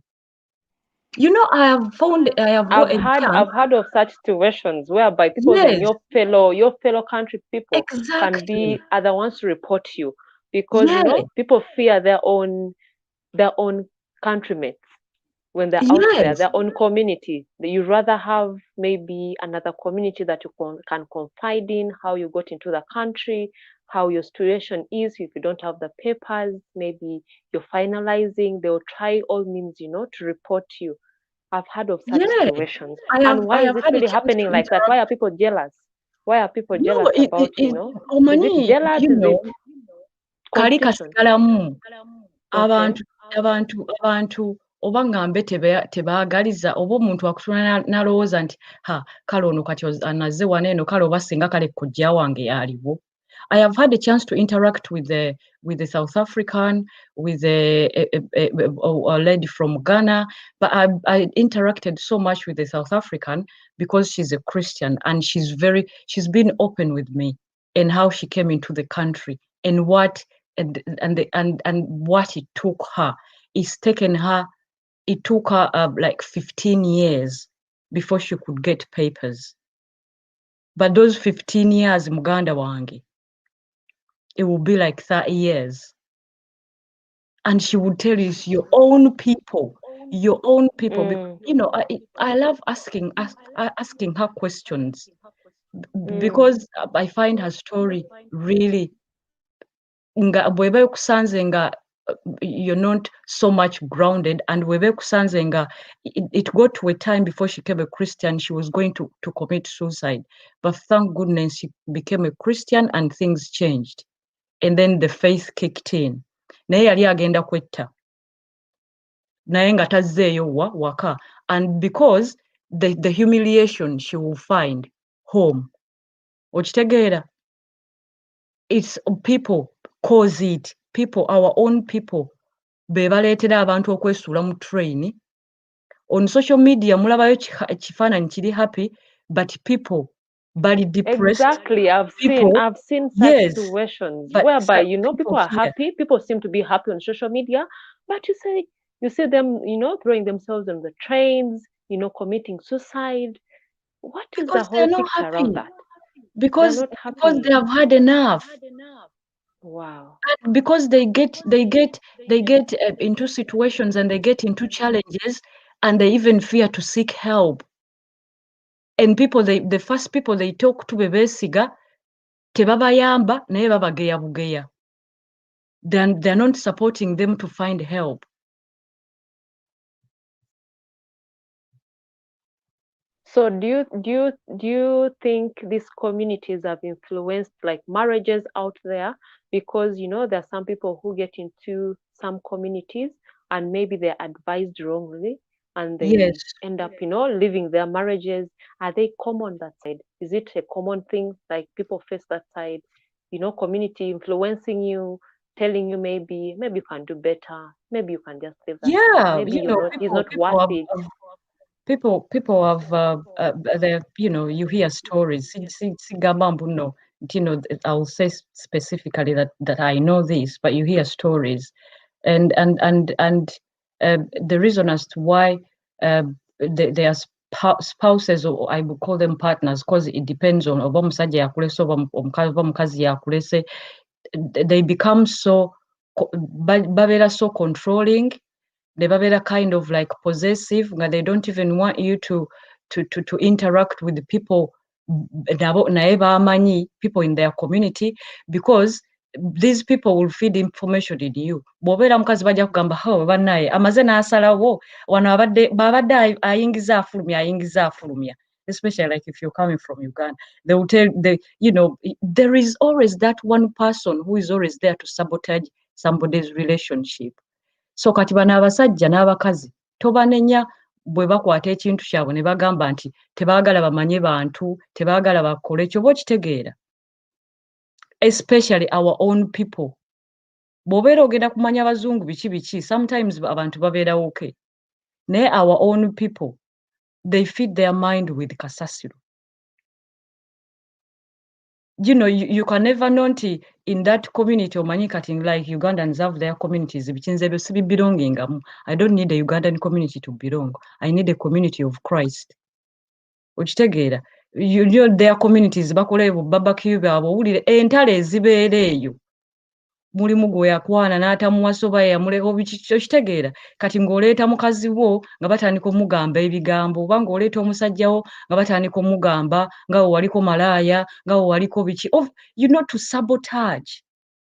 It happens ekiri, you know, nze kingamba nze I cannot kubeera, you know, when I lost my husband, waliwo abazungu abamu bangamba, naye don't you know any Ugandan community? I don't need a Ugandan community. Why would I need a Ugandan community? I don't. I'm not going to look for papers or whatever. I'm going to be running away. The path here to the United Kingdom is straightforward. Okay. Yeah. But what I would Wow. advise people, So these communities should really work on yeah, themselves. They should do some work really, because and you know, you have to unite that side. You need to support one another, because if people even fear, you know, you have a community, but people fear to confide in a community yeah, because people, you know, keep talking about your situation. Maybe if you tell them about your problems, the whole community gets to know about it. Maybe you've told one or two people, and the whole community starts to laugh, you know, about exactly. it, and The not even helping. influence is, So the you know, influence there makes life really very uncomfortable. I think that's why even people get into depression. If your immediate people, if your countrymates cannot really help you in the diaspora, or maybe help you solve some situation, or maybe help you elevate you from wherever you are, maybe help you get something better, you know, get connections, maybe to better jobs, maybe, you know, people who are they just influential out instill there. fear. They instill fear to you. I think it's something that is really, you know, people in the diaspora should really work upon themselves. Yeah, I we think shall that not is generalize, because not everybody in the diaspora ali bwatyo. Some people, some some people. yes, Yes. Okay. I've seen but somebody in yeah, the comments. There's Mm. a gentleman in the comments called Stephen Bryant. The gentleman is saying, what does Christianity have to do with this whole thing? I think he doesn't actually appreciate the fact that you need to belong. You have to have these friends that you can talk to if you've had a bad day, if you're having issues in your marriage, the people that won't judge you. So, yeah, personally, I'm also a Christian. So that's why I asked earlier. I don't know how people that are not Christians, or that do not have a community that they can run to so that they're empowered, or somebody speaks into their lives so that they can keep pushing. So I'm wondering why somebody can really be so negative about some of us who believe that there are communities we can run to, like churches, so that we are grounded. There's so much that we do. Perhaps some people do not know exactly what happens in some of these institutions. They see, I think they've fallen prey to so many fake pastors. So they feel like Christianity is a scam, but they are very legit Christian communities that can even probably sponsor you for some sort of education or training in leadership, things like that that will change your life. So yeah, that's what I wanted to say, that belonging to some of these communities, chiyambako, life is not the same. Yeah, You and don't you feel might not be alone. a Christian, you might not be a Christian, but you've gone to a totally different country, different environment. Obviously, you have to start, we all have to start somewhere. And in a church, True. you will be welcomed regardless of whether or not you're a Christian. You will be welcomed. And then Katonda akumiitingireyo. Kituufu. But at least, yeah. So I was telling you about this lady that I don't even know up to now. I've never met her. It wasn't so long. She was going through stuff. I think abalina bwe basengukidde talina gw'amanyiiyo. Ne mugamba noonya church. Awo tewaliwo church. Noonya church. She's been going through a few bits. Noonya church. She looked for this church. Because of lockdown, obviously it was closed.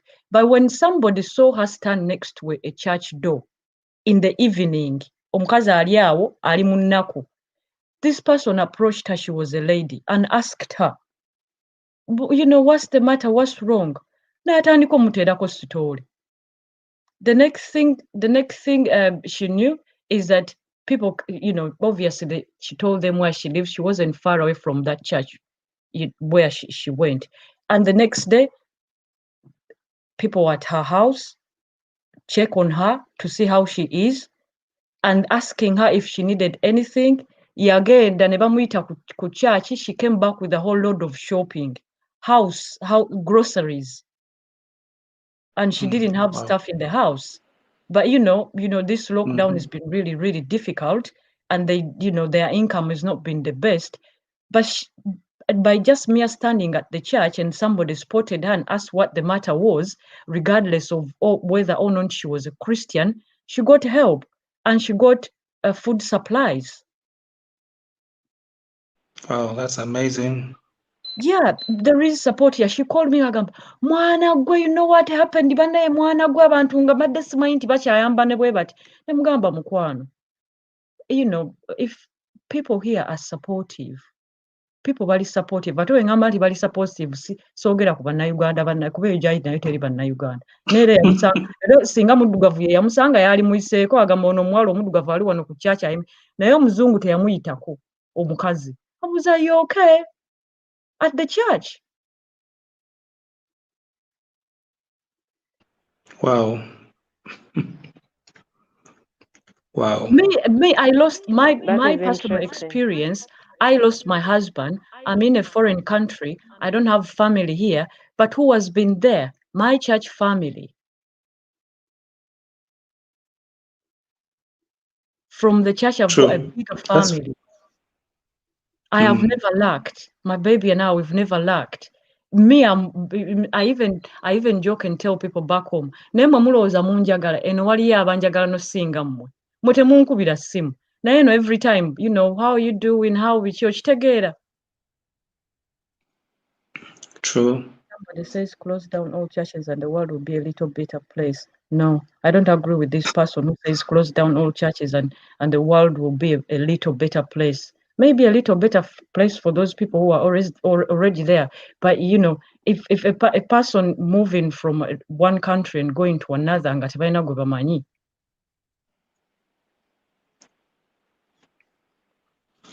It would be disastrous if you went to a country, you don't know anybody, and then there are no places you can run to, maybe a Especially in mosque these or, times.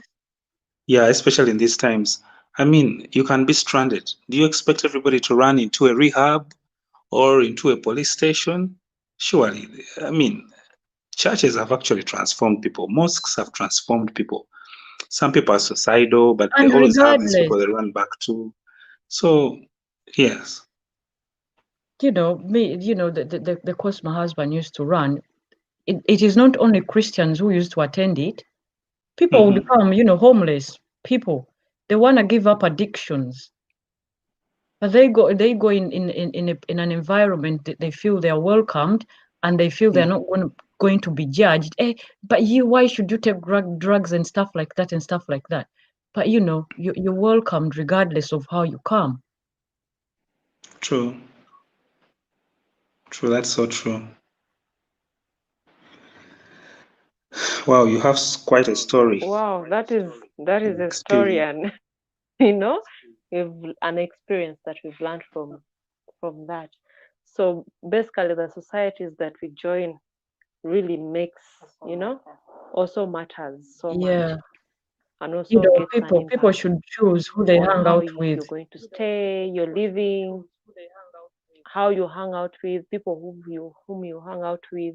But of course, you don't know these people. You can't really tell. But of course, you have to take slow in case you're making decisions, in case you're telling them about some things. You don't have You to don't open have it all to, up. Like you don't have tell them to everything. just, Open it. to let all your Exactly. worms out of the can just because. Look, You've got to be careful. And you've got to be exactly. careful who you're sharing, whatever you're sharing with. Mm-hmm. Yeah. And I think that comes with the person who took you first. Should also tell you Yeah, the situation, the kind of people you expect to meet, the people you're going to interact with, how they are, how they behave. Because here in Uganda, how we are so cultured.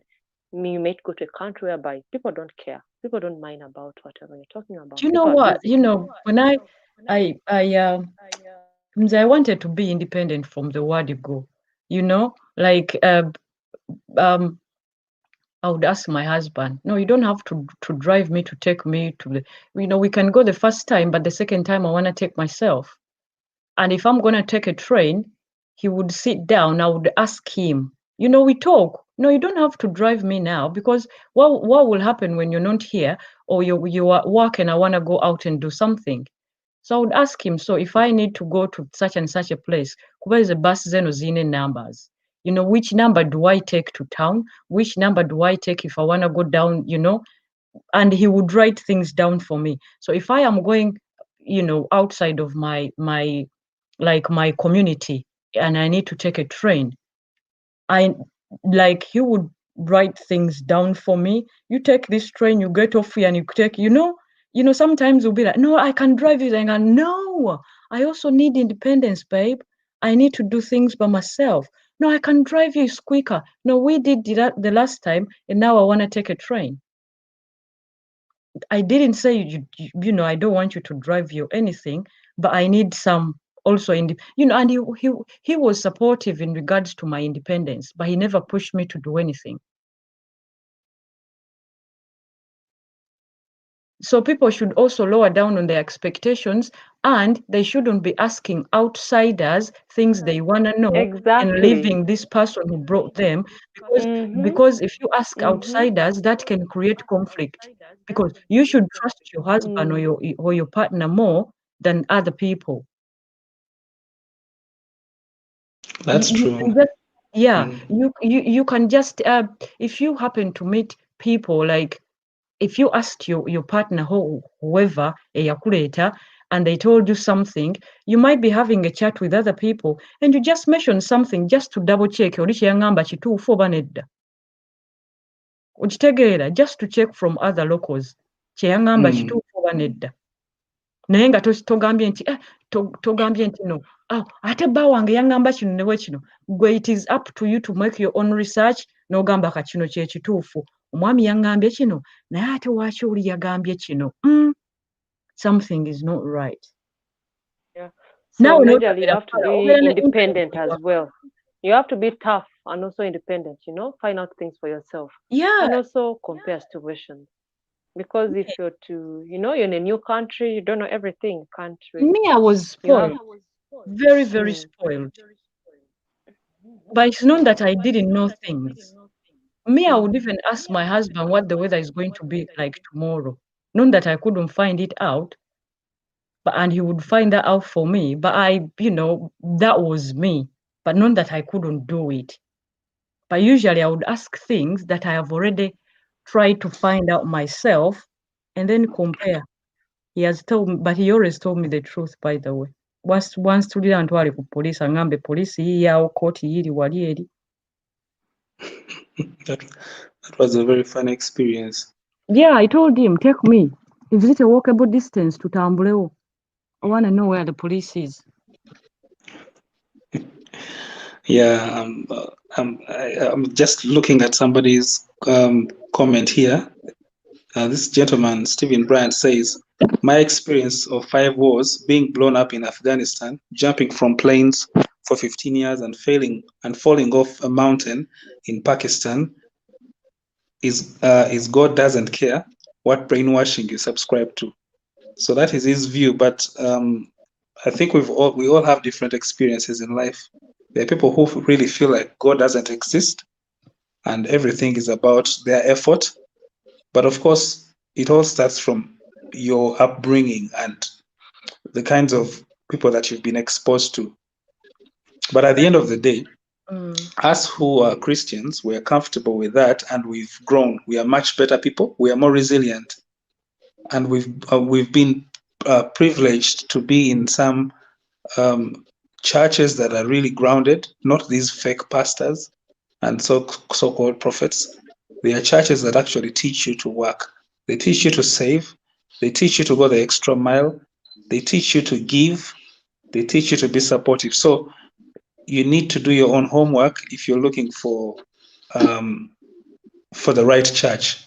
So you really can't rule out the whole thing that God is not important whatsoever. Because I mean, if you're able to be alive and you've been blown off, I mean, you've been in Afghanistan everywhere. You've jumped off planes and you've fallen into off mountains in places that have terrorists. Clearly, it means that there must be a God up there that believes that you can do much better with your life. Not that whatever you're doing wasn't important, but at least there's so much that you can do. Me, what I believe is that every person, I'll not make somebody believe in what I believe in. Every person has got they make their own choices in life. If God works for me, and I believe works for me, if I tell you that, being a Christian, if I Mm-hmm. wasn't a Christian, I don't know how my life would be like. But I don't force people to believe in what I believe in. It's by choice. Like, me, I have friends who are Christians and non-Christians, but you respect what I believe in and I respect you, you know? Like, you know, many people, like the person you're talking about who is, and Christianity is not a religion for starters. True. Christianity is not a religion. Christianity is having a 100%. personal relationship with Christ. Exactly. Like you have a friend or a workmate or whatever who is your friend. You can make God your friend, although they're not God. You're not going to be able to touch God physically. You just feel the presence. So True. Christianity is not a religion. But even if you go to a religious church, Catholic, whatever, but still they'll be welcoming regardless of whether or not you're paying tithe, whether or not you're contributing with the offering or whatever. Like they'll give you support if you need it. So True. me, I respect people how they are. They're entitled to their own Yeah. choices. I don't force people to believe in what I believe in, and they can't make me believe in what they believe in. Mm. So I There's a respect gentleman. ladies. I am Wow. so very late for my Zoom prayer Yeah. meetings, my darlings. I am gonna go in the Okay, cry. thank you so much. We appreciate your And God contribution. Say bless hello you to so much, Malika. ladies. I We feel like really I've made appreciate it for that live. I've been information. on a live stream God and bless shared. you too. Yeah, but we are really so grateful for that information, advice. We really appreciate so much. Enjoy your Enjoy time my and time in the have a blessed presence night. of the Thank Lord. you. Take Hallelujah. care. God bless you all. Amen. Amen. Bye bye. Bless So you how do too. I leave this now? Yeah, you just leave. You will see the option Anti there. Hello. munaya malagandi for the village in me. There's a gentleman that has Okay, joined our Caesar. stream. Yeah, Caesar, how are you? How Hey, are you how you doing? doing? We are great. That is good. That is good. I was listening to some of it. What I can say about Christianity. I don't believe in Christianity too much Okay. because I guess Okay. I'm in the U.S. and in the name of Christianity, a lot of things has happened to my people, from Native Americans being killed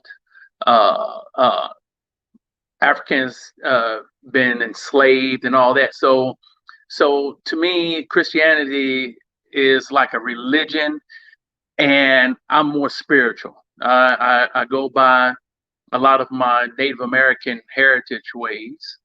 Um, I don't say God, Lord, and all that. I say the Great Spirit above. And with my Native American culture, and with the Great Spirit is not only in the air, it's in uh, the trees, the ground, the insects, the animals.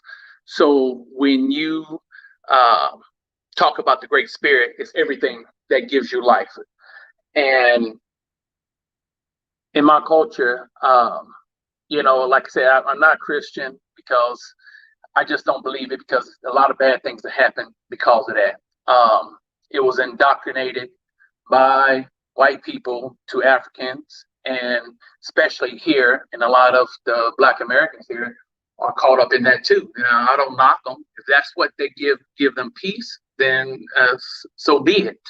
But as far as me, I'm not in it, but I don't knock it. I don't believe in, Christmas, but I celebrate it because of my kids. It's more commercial, because here, the only time people want to be so giving and Merry Christmas and this is such a wonderful, everything is wonderful, is when it's getting close and everybody's going out here buying gifts, wrapping it up and everything else. And my thing is, as far as when they say Jesus Christ, God, Abba, Jehovah, when you're giving something, you don't necessarily have to broadcast it, but a lot of people like to broadcast what they do in good deeds. And to me, sometimes it feels like when people do that, they trying to get attention, acknowledgement. I can understand if you say something to give a backstory of why you did it and things like that as a testimony or helping somebody else, which you can help out to help other people. But I used to go to church. I was Catholic. I was an altar boy, with the incense and doing all that. Then I changed from Catholic to Baptist, and I was Baptist for a while. And then I just start reading more things, and I just stopped going to church. But I do things what I need to do, and I think that if you're going to be doing good things or be Christ-like, as they say, your heart has to fit your mind and what you believe is right. You treat everybody with respect and kindness. You try to help everybody, and that means you protect the kids, from children to the elders to women. You protect them. That's for me, as being a man, you protect them. Now, some people might not think that. I don't know. But that's how I feel. You protect. My job is to protect my wife, or my queen, that I call her. She's the nurturer. I'm the protector. And that's what I do. So when things go on, and the funny thing is, we come from two different cultures. So sometimes we clash on the culture. She said, well, we're in my culture in Uganda, this is how we do it. I said, and I'll say, well, here in the U.S., this is how we do it. So we have to come to a compromise. But then most of the time, I kind of give in, I have to say, because it's not that serious, So I think it's good for everybody to have a piece of something like that, for them to, to have peace in their mind and in their heart. I also want to say I enjoy you guys live streaming. I enjoy watching you too. You know, um, Thank you so much, Caesar. We appreciate that. and We I appreciate so I Thank just you much. so can't wait much, to get back piece of there advice. um, uh, next year Okay. when we come back. So Okay. we have to what she call is a funeral rite or a burial rite. It's something like that. Funeral rites. Okay, we have to do Funeral that rights. Last funeral for rights. next year, and Mm. so uh, Wow. I can't wait to come because we supposed to went back again this year, but because of COVID.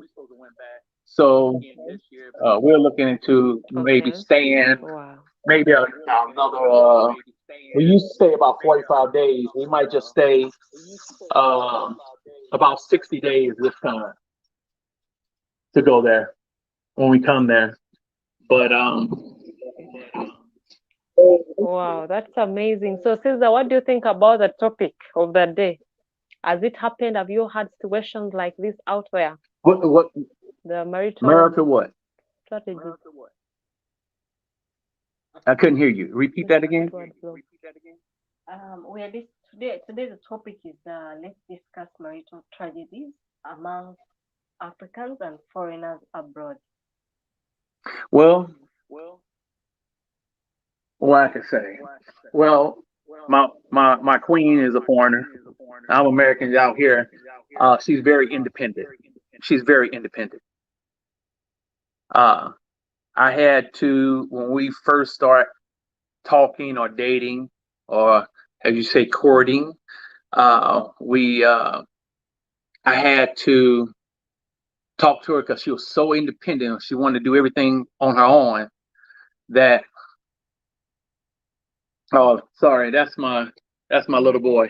He's jumping in, but uh, I had to talk to her on a lot of things about it's okay to be independent, but sometimes everybody need help. I give you a situation. She has a lot of girlfriends, and she was always picking up her girlfriends in different areas in where we stay in Maryland. And they would go out to a club to have fun. And I found out that she was coming back after dropping everyone off around 3 o'clock in the morning. Well, the thing is, uh, I don't know, the U.S. If you're not if you're not aware or have common sense, you could get caught up with some bad stuff in certain areas and things like that. So her driving by herself, that was a bad thing, and I explained to her that what she needs to do is have all her girlfriends come to her house. Then she drives. Then they come back to her house and they can leave from there because just like them, she had a child. And her child need her. We don't need anything that happened to her in case a car broke down and something happened to her on the side of the road because we do have that. So I used to be a police officer in the U.S. So my thinking is I always think of the worst and of the worst and look for the best if it happens. Um, that's how I think. Um, I'm kind of pessimistic because it keeps me on guard when I go out and I have to go certain places, certain areas that my lady don't want to go because I have to go do things. So there's certain things. Um, but uh, she's here. She has her cousin, and she met a lot of her girlfriends who are from Uganda uh, in the area. So they have a little chat room on WhatsApp where they all communicate and what they do. Every Sunday they all get together. It's about 13, 14 of them, and they go hiking and they just have a lot of fun and then take the kids. That's their time because there's all women there, no men. It's just them, so they can have that time for themselves. and it's cool. It's cool. I feel it's right. You know, there's some things I had to get accustomed to when I went to Uganda. Um, One is the kneeling. That caught me off guard totally. The first time I came and they kneel in front of me, and I was like, "Oh, no, no, no, no, no!" I grabbed them and lift them up. No, no, no, no, we're equal. I don't do that. And I explained to them. To them, to me, I respect the culture, but please don't kneel to me. So now, when they see me, I don't have to worry about them kneeling. They'll just come and hug me, and I'll hug them. It's just like, I didn't know you don't supposed to hug elders, the elder women in the family. And I came in and I hugged the elder women, the ladies. I grabbed one of them and said, "Hey, auntie, how you doing? You looking real good, girl." And I gave her a hug and kiss, and everybody in the whole room stopped and looked at me. And I'm like, "Okay, what did I do wrong?" And so they pulled and said, "Oh, you don't supposed to be hugging them like that." I said, "Oh, I didn't know. Nobody didn't tell me." So, but now when they see me, I get hugs. So I bring a little something to them, and they teach me a little something. There's always something. It's a give and take. It is the culture here to kneel. So kneeling is the culture. You I know. find people kneeling for you. It's like a sign of respect. Yeah. And in some regions, if you don't kneel down for someone, that means you don't respect them. Well, or you're just I understand that. I spoiled definitely person. understand that. But I tell them I don't want them to kneel while I talk to them. I want them to be up equally with me, because I don't want nobody to feel, because here where I'm from, that kneeling is a subservient, that you're a slave here. So that's in my mind. It's not nothing about the culture. It's what's in my head, that when I see it, I feel bad, because I know what my culture, what has happened to my people, and kneeling, having them to kneel, and what I saw, of documentary and footage of, white people here, where a young male is laying down and they're using them as a step stool. So those are things that go in my mind, and that's what I get caught up in. I'm not, I'm not knocking the culture or anything. It's just like here in Boston. I mean, I'm in Baltimore, but in Boston we went to it's called Little Kampala. That's what they call it. And there's a lot of Ugandans there. And there's a restaurant there, and it amazed me. It's so similar to restaurants in Uganda, because you go in there. We called them up. Yeah, we called them up one day, and we asked for we asked for 50 chapatis. Well, they said it's gonna be ready. We get there, we found out they gave our chapatis to somebody else, so they had to start the process over. And they still use the culture there. When somebody come in and there's an elder man or something, and a young lady will walk in, she'll kneel in front of them. But like my queen and her daughters, they do not kneel to no one. Her father and mother told them, "You are educated. You don't kneel to no one. You are equal to any man." And I always preach that to my queen. I said, "We are equal. You're strong in areas where I am weak. I'm strong in areas where you are weak. And we work with each other." And right now, I'm retired, and with the retirement, she likes to work. She has her own job. She works, and I take care of the home and the kids. And, like I just got finished cooking. I made codfish, rotini with sausage in it and some vegetables. So I do the cooking. I know that when I go to Uganda, in Tororo, I usually will wash the dishes And that kind of surprised everybody. And I said, hey, this is what I was taught. Yeah, that is really so surprising. They don't expect a man, not even go to the kitchen. Yeah. If you come here, you're not supposed to step in the kitchen as a man. You're supposed to be a man. You're supposed to, wait for everything for to be served. Oh, well, my mother, when we was growing up, my mother said, I'm going to teach you how to cook, clean, wash, and sew. So you don't need a woman for anything. You want a woman in your life who you share your life with, and you guys will be equal partners in the relationship. Because my mother and my grandmother taught me and said, even though, here, a man might go to work. He might work 8 hours, 16 hours. But the thing is that a home is 24/7. There's always something that has to be done in the house.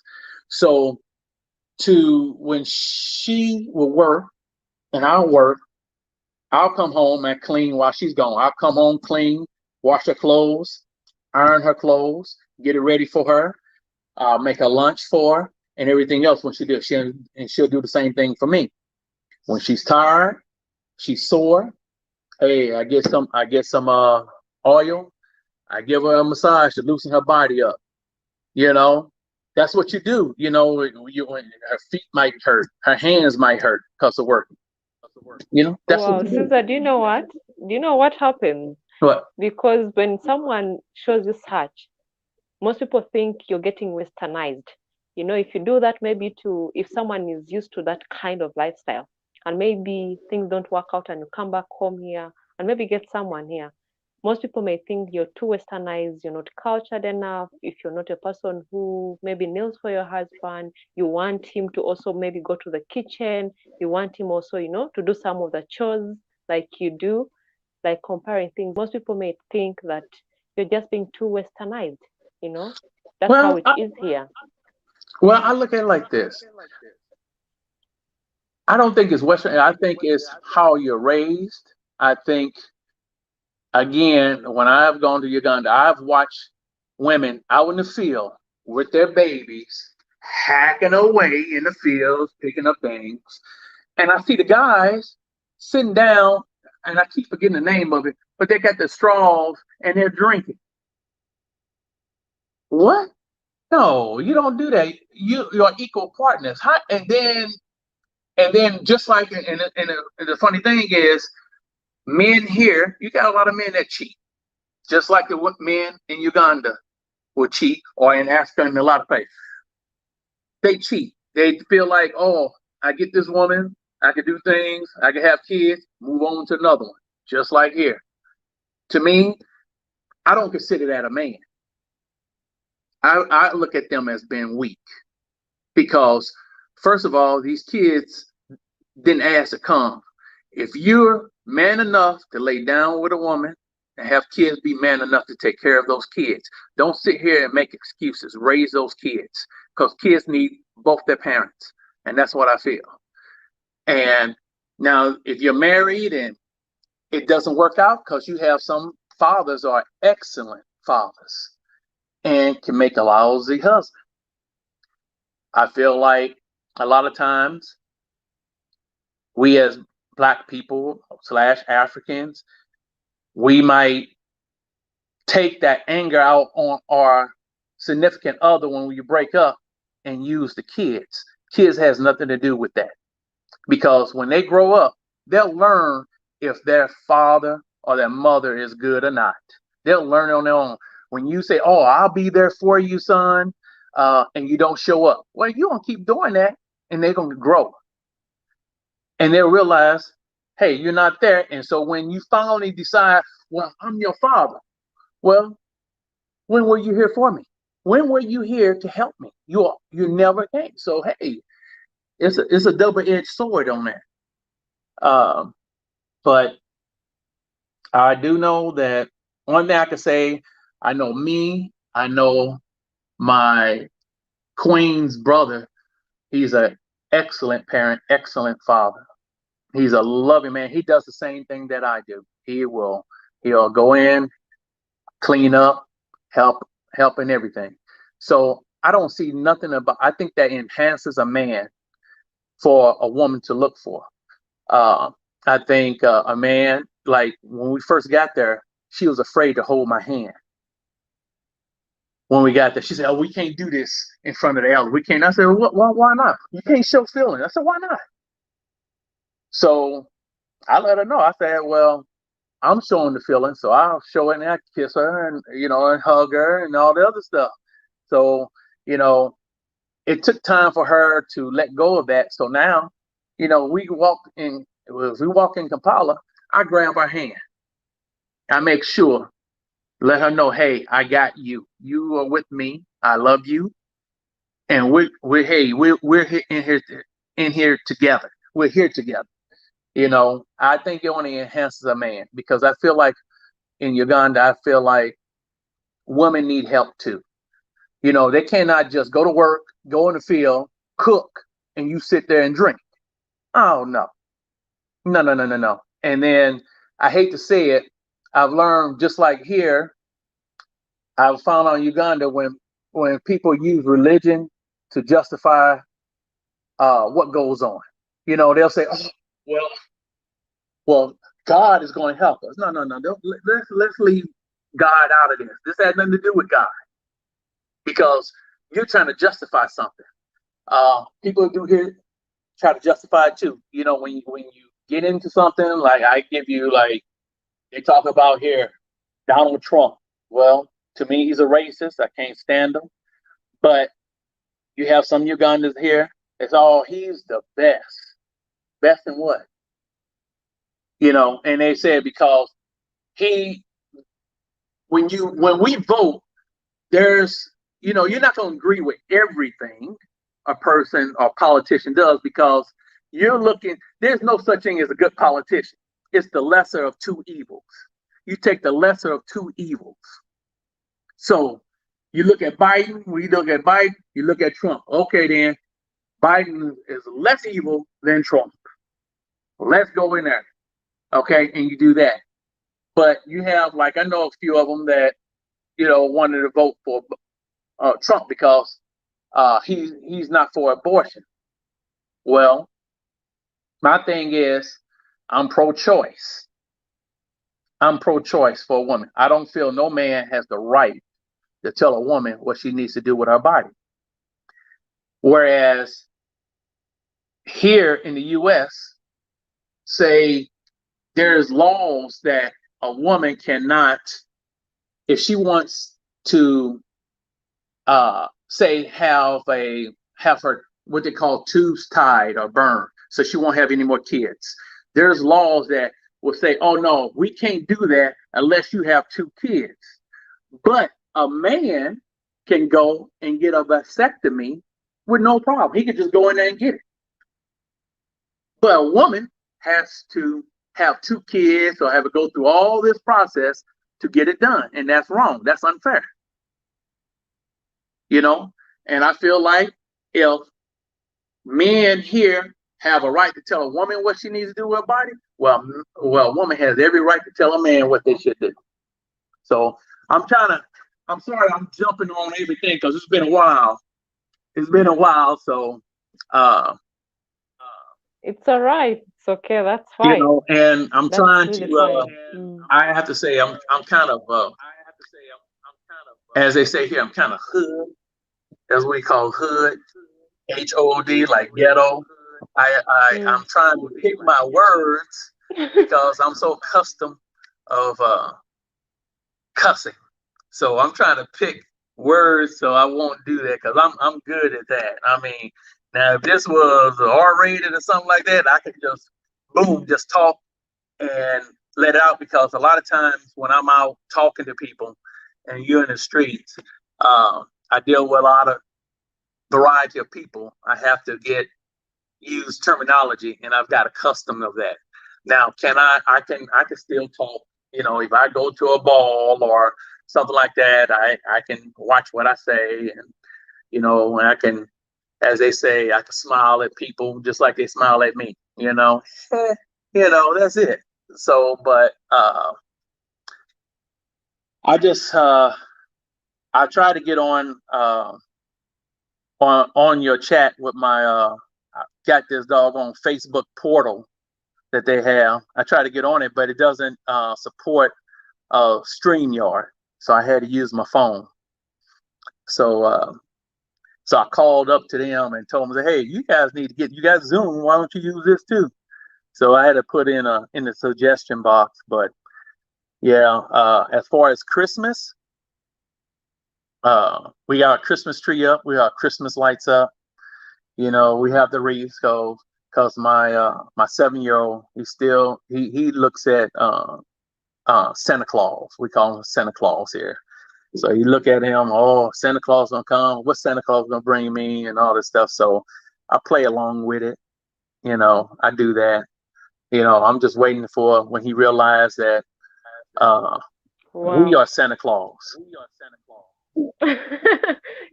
You Exactly. know, But that is really amazing. You're just a good parent to them I and try, also to I your try, I try to queen. be a good You're a partner. good, I try to be a yeah, good partner. Try to be a good parent. But you know you what? Like are. in everything, sometimes you fall short. So as long as you wake up the next morning, you got a Yeah, chance to true. fix it. That's how I look at it. You know, Exactly. so I just can't wait Exactly. to get Wow. back to Uganda because I'm gonna tell you I miss my passion fruit because we don't have passion fruit here. Oh, and what? Really? Wow. You'll be here next Oh, year. We shall be you waiting gonna to be see ready you for me? here. Because I come live, huh? We are going to host you. Oh, We are okay. going to Hey, I'm host gonna you with let you your queen know. Maybe when I get on the her on show. here, because a lot of people tell us that when we get together, she'll look at me because I'll say something, Mm. and you can see her roll her eyes, like, "Oh my God, here comes this American talking stuff." I was like, "Hold on now," So we're like a duo. I'm the rough, Wow. I'm the rough one. She's the focused and clean one. So we like the yin and the yang on there. Okay. So Wow. if she's talking and I need to break it down in street, I can break it down in street. Wow. Yeah. I'm, That's amazing. you Wow. guys are you know what I like? Because she's just like you guys. She's very Hmm. poised. Yes. So proper, and I have to get her out of her feet, get her out of her zone when she's like that. I have to Mm. do something to get her to laugh Really? and smile. Yeah. I said, come on now. Who you saying this to, and a lot of her girlfriends are like that until I get in and I do my wild self. I'm just you gonna like me or you gonna hate me. I'm real. Mm.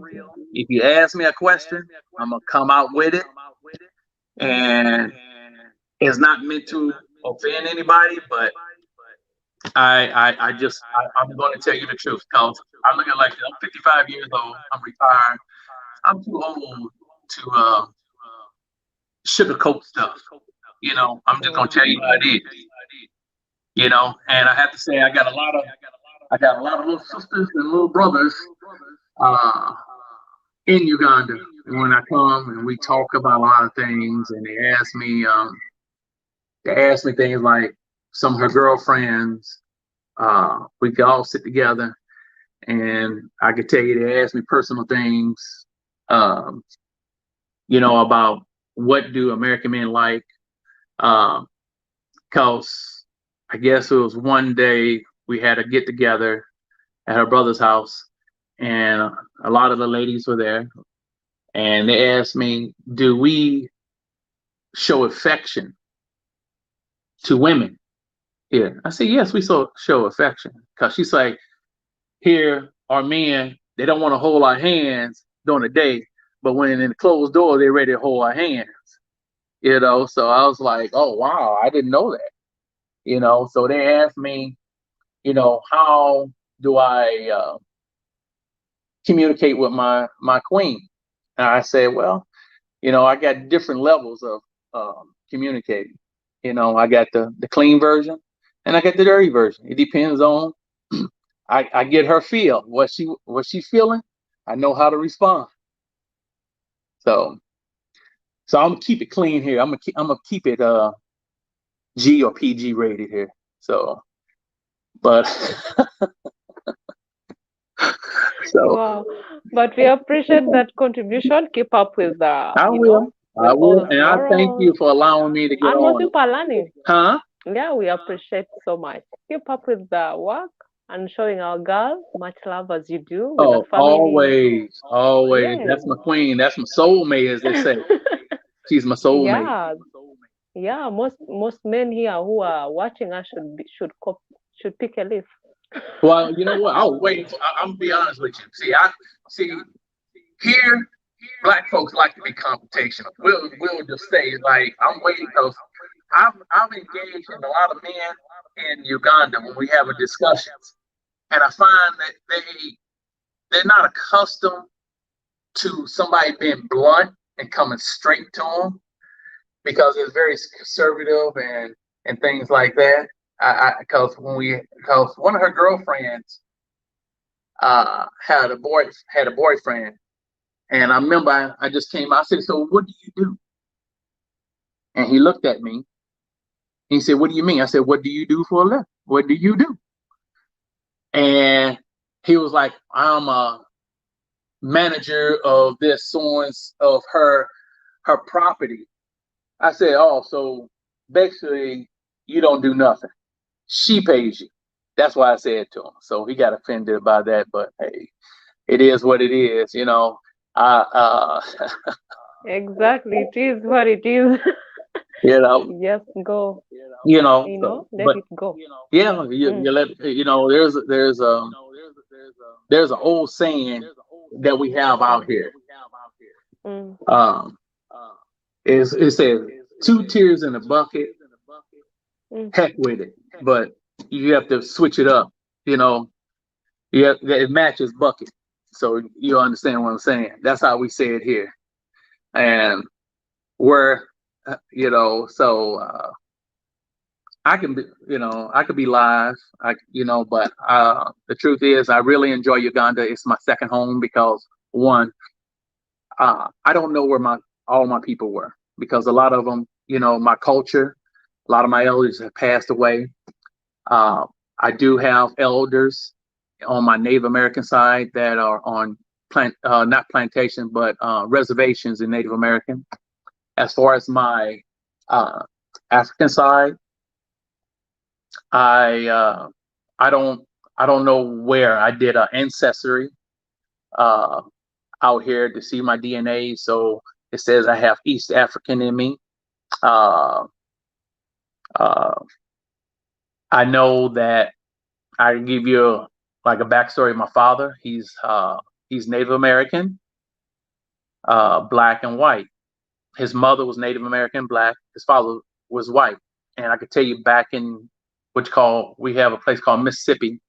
Um, he had 13 siblings.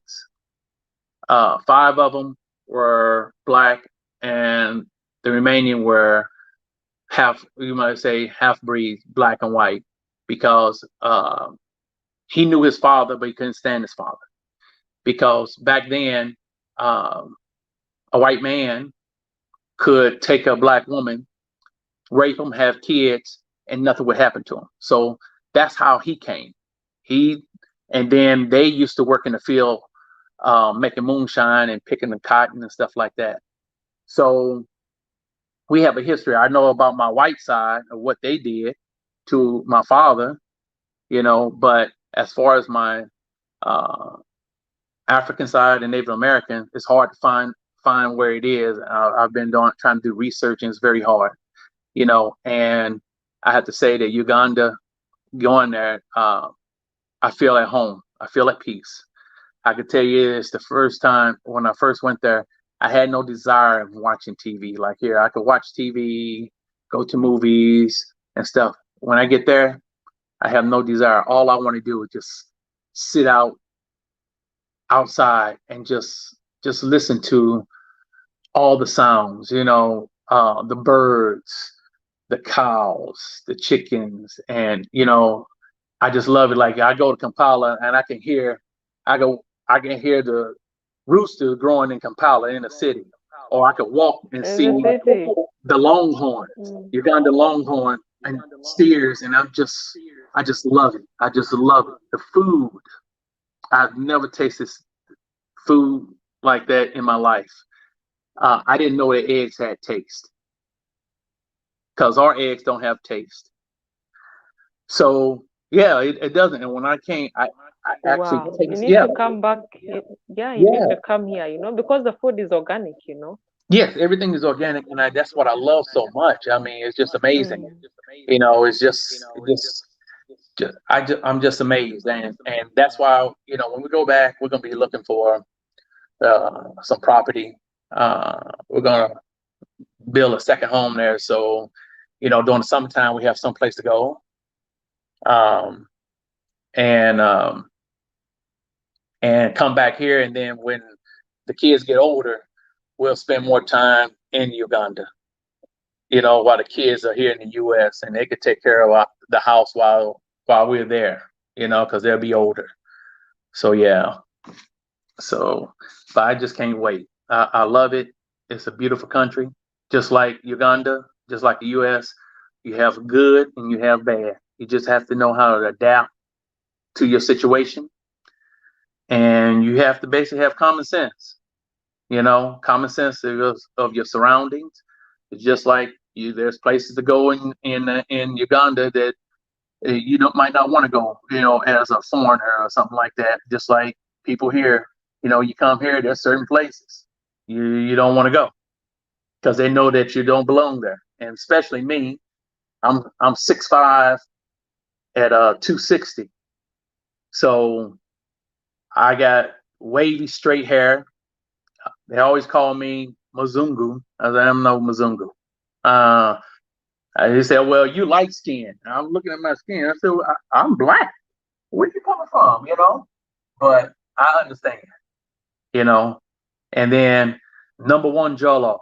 Oh my God, I miss number one Jollof. I That's the best chicken I Yeah, ever had in my life. most people when they see your skin color, of course, you're Muzungu, or even the accent. The Yeah. accent can just make you Well, Muzungu, the first thing when they hear you me know? talking, they say, "Oh, you're American." Then I remember somebody come to me and Exactly. put their hands out, and I didn't know what that meant. Mm. So I grabbed their hand and shook their hand, and everybody laughed at me and said, "Oh, they're asking for money." I said, "Oh, is that what they're asking for?" Because I was American, I didn't know. I was shaking their hands. I was giving, what we call give them dap. Hey, what's up, brother? How you doing? I didn't know. So I learned that. You know, uh, I I could tell you this funny story. My mother-in-law she had a stroke last year, and we came there, and we had to go to the hospital. And what happened was the doctor the day before called and said we have to be there at 9 in the morning. So we all went to this club that night, um, called Speakeasy in Kampala. Speakeasy, something like that. It has no sign, but it has a lot of old school music. So we were there for a while. So we had to be there at 9. So we got there at 9. So we waited and we waited. And we asked, what happened to the doctor? Oh, he's busy. But you told us to be here at 9. Well, he'll be here as soon as he can. So I was like, me, hate to say it, being American. I get up, I start walking in the hospital looking for him and start asking. I found a doctor. He asked me, yes, can I help you? And I told him the situation. So he walks up, he talks to everybody, and me being how I am, I say, you know what? This is not good. The doctor told us to come here at 9. It's 11:30, and he's still not here and giving us excuses. Now I'm not getting mad at you, but to me, you don't do that. If you're gonna tell me a time at 9, then you're supposed to see her at 9. And so when I start bringing out, we are in the lobby. Then my wife, she jump up and start talking. Then my brother-in-law start talking. Then my mom was saying, you know what? She was like, I have to give you money just to die in this hospital. I could die free at home. And next thing you know, 10 minutes later, he showed up. And yeah, because I guess because I start, as we say, I start to raise hell, you know, because I didn't like how my mom-in-law was being treated. Don't, if you tell me a certain time, please be on time. I can understand. We have our own saying too, CP time. Color people time here, just like African time when they say, you say 9, so you go throw a party. We have to say, oh, be here at 10:30 or be here at 9 or 8:30, and they come at 10:30. That's all you have to do. So, but uh, it's just a lot. It's just a lot of things. I just hadn't had a chance to get on with you Yeah, guys, and I enjoy it. get along with us. Time I'm management is one sorry of if the I'm problems that we rumbling. have here. Yeah, I'm sorry I'm rambling. I'm just trying to get things because they had so much Everything. in So my much. head. And every time I saw that you Wow. guys hide it, because I'll go back and watch the shows that I wasn't able to get on. Really? Yeah, I watch it and I see the Thank guy you. live. So I was like, dang, I missed it. So now I'm on. I'm just like, I got to talk, you know. So I We apologize. appreciate I'm so much. rambling and sounding crazy at times, but hey, it is what it is. It's me, Oh, you know. thank you so much. But I just want to say you ladies are wonderful. I enjoy what you guys do, Thank you and I so love much. your hustle. I love your hustle. Keep hustling. Keep that hustle alive. And and I know that you guys are going to make it big. Doing what you're doing. And the only thing I can say when you do it, uplift Mm. somebody else. Thank Because you. you guys gotta, we have to uplift ourselves. All of it. I don't care if you're in the U.S., Africa, France, London, or whatever. We're all black. We all come from one True. place, and that's from Africa. We all came from there. That's the original. I believe in that. That's where all life started, and we have to stick Mm. together. It doesn't matter. We have to stick together. Because one thing about us, we come in we're like a Skittles, the candy. We all come in different colors and different flavors, but we're all black. We all have African descent, and I just want to say, you know, just lift up other people, and let's all just be positive to one each other. Let's respect our elders.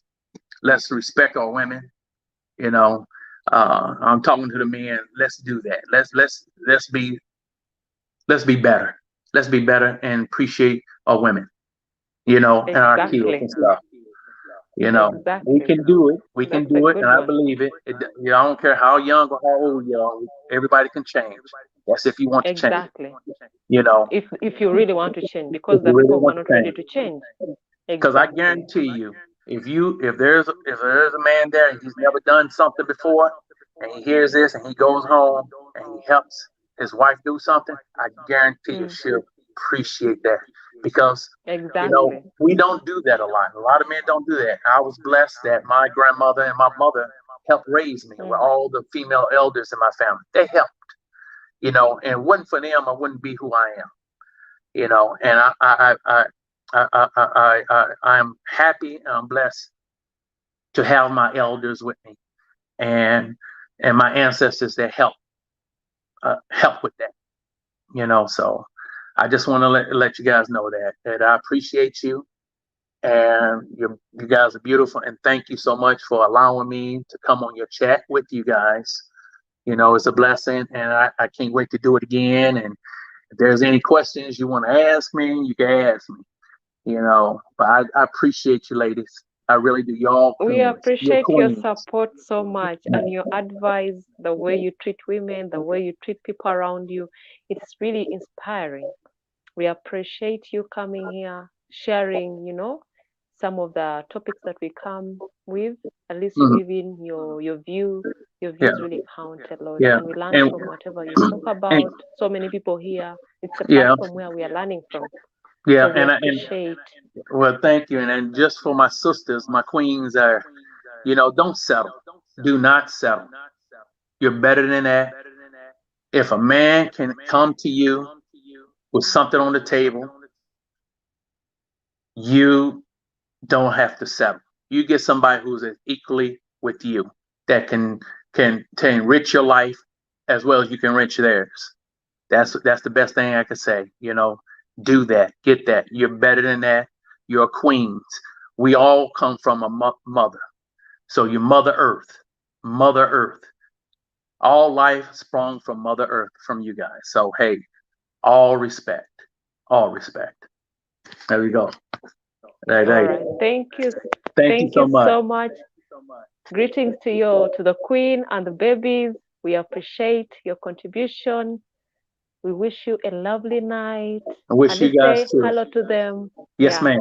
Yes, ma'am. Yeah. I will. You guys have a blessing. Take care now. Have a blessing. Yes, ma'am. Bye-bye. Thank you so much. Okay, bye.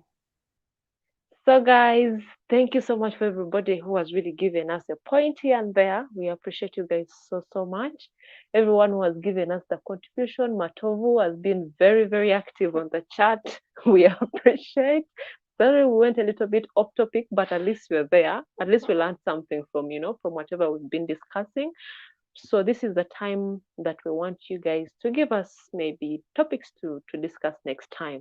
If in case you feel maybe there's something that you need us to discuss next time, please feel free, leave your comment down below so that we can be able to know what we can talk about next time. But everybody who has supported us through Super Chat, we appreciate. Kevin Lowy, we appreciate you so much. You just made our Christmas, our year. Thank you so much. Then there's another person who gave us another super chat of $5. Thank you so much. I don't recall the name. Is it Brent? Yeah, but we appreciate everyone who has left a comment. You guys are amazing. Stella, thank you so much. Will Stella, thank you so much. We appreciate. Wilson Jean, you've been so active. Ugandan village wife, thank you so much for your contribution as well. Leah Media, I can't mention everybody, but everyone who has been on this chat from the beginning. You guys have been the best. Please let us know what we should really talk about next time, because this is a time that we want to know. Can we first go back to the chat? Maybe this one is not real time. He wants to get married to Stella. Matovu, we shall see about that next time maybe. But please let us know what you want us to talk about next time, if in case you want, because this topic was one of the raised topics, so that we can be able to know. You could also let us know. We would appreciate that. Thank you, ladies, for your love and poise and grace. Thank you so much, Stephen Bryant. We appreciate you've been, you've learned something from you, by the way. All your points, we've been reading them down here and then, learning something from them. Nebet little as soon as missed call. She's extremely tired and she has an early morning tomorrow. Then Rose Basemera, sorry you're just coming so late. The battery is almost even dying. But anyway, if there's no topic, guess who? Rose? But basically, next time we shall have still another beautiful conversation. When are you guys coming to America? When the situation gets better and we have the finances to reach America, we shall be there for vacation maybe. But thank you so much, Eric, for that. Thank you so much, Patro, for the super chat. We appreciate you so much. God bless you, Patro. Soldier. Thank you so much. We appreciate any topics of the day. Maybe any topics for next time that we can be able to bring up. Does Uganda have the vaccine? We don't have any vaccine yet. We just hope the situation gets better. Those vaccines come with their side effects. That is a topic for another day. But the vaccines really come with its own side effects. So we are not sure about it coming here yet very soon. But we are trying to, at least try to keep safe. Yeah, thank you, Patricia Soldier. Yeah, thank you so much, everyone who is appreciating on our behalf. God bless you so much. God multiply whatever you have for supporting us from the beginning.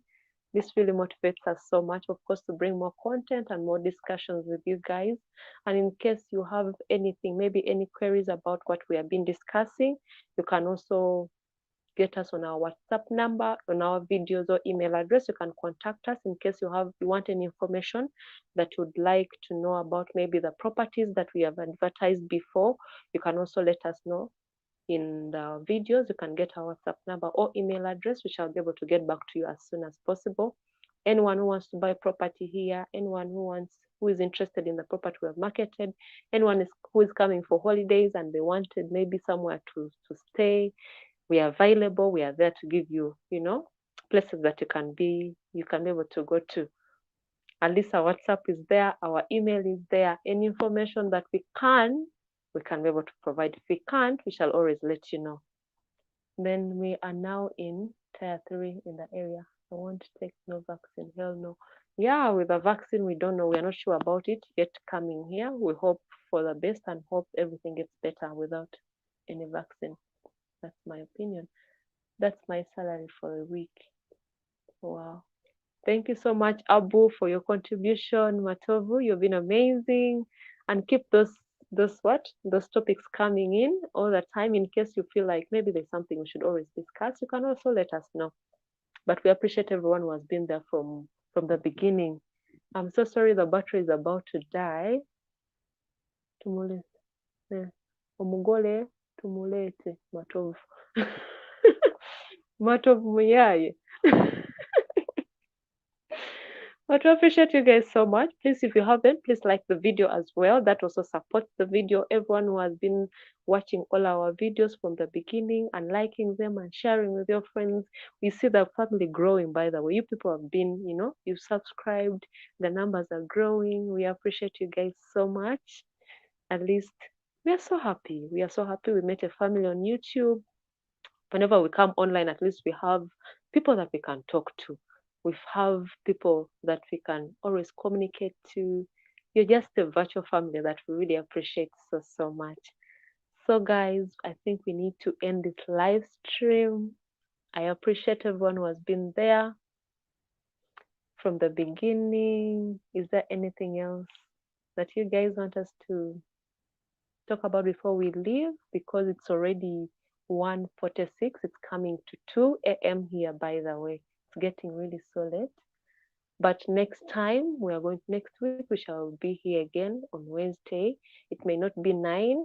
We shall communicate, I think, next time, the time we shall be coming up. Because sometimes Wednesdays are really so tricky sometimes because we have other things to be like we do during daytime. So we come back maybe a little bit tired. That's when we push it up till late. But nevertheless, we shall have something at least to talk about, at least a topic to discuss with you guys. But we appreciate everyone who has been contributing from the beginning. You guys are the best.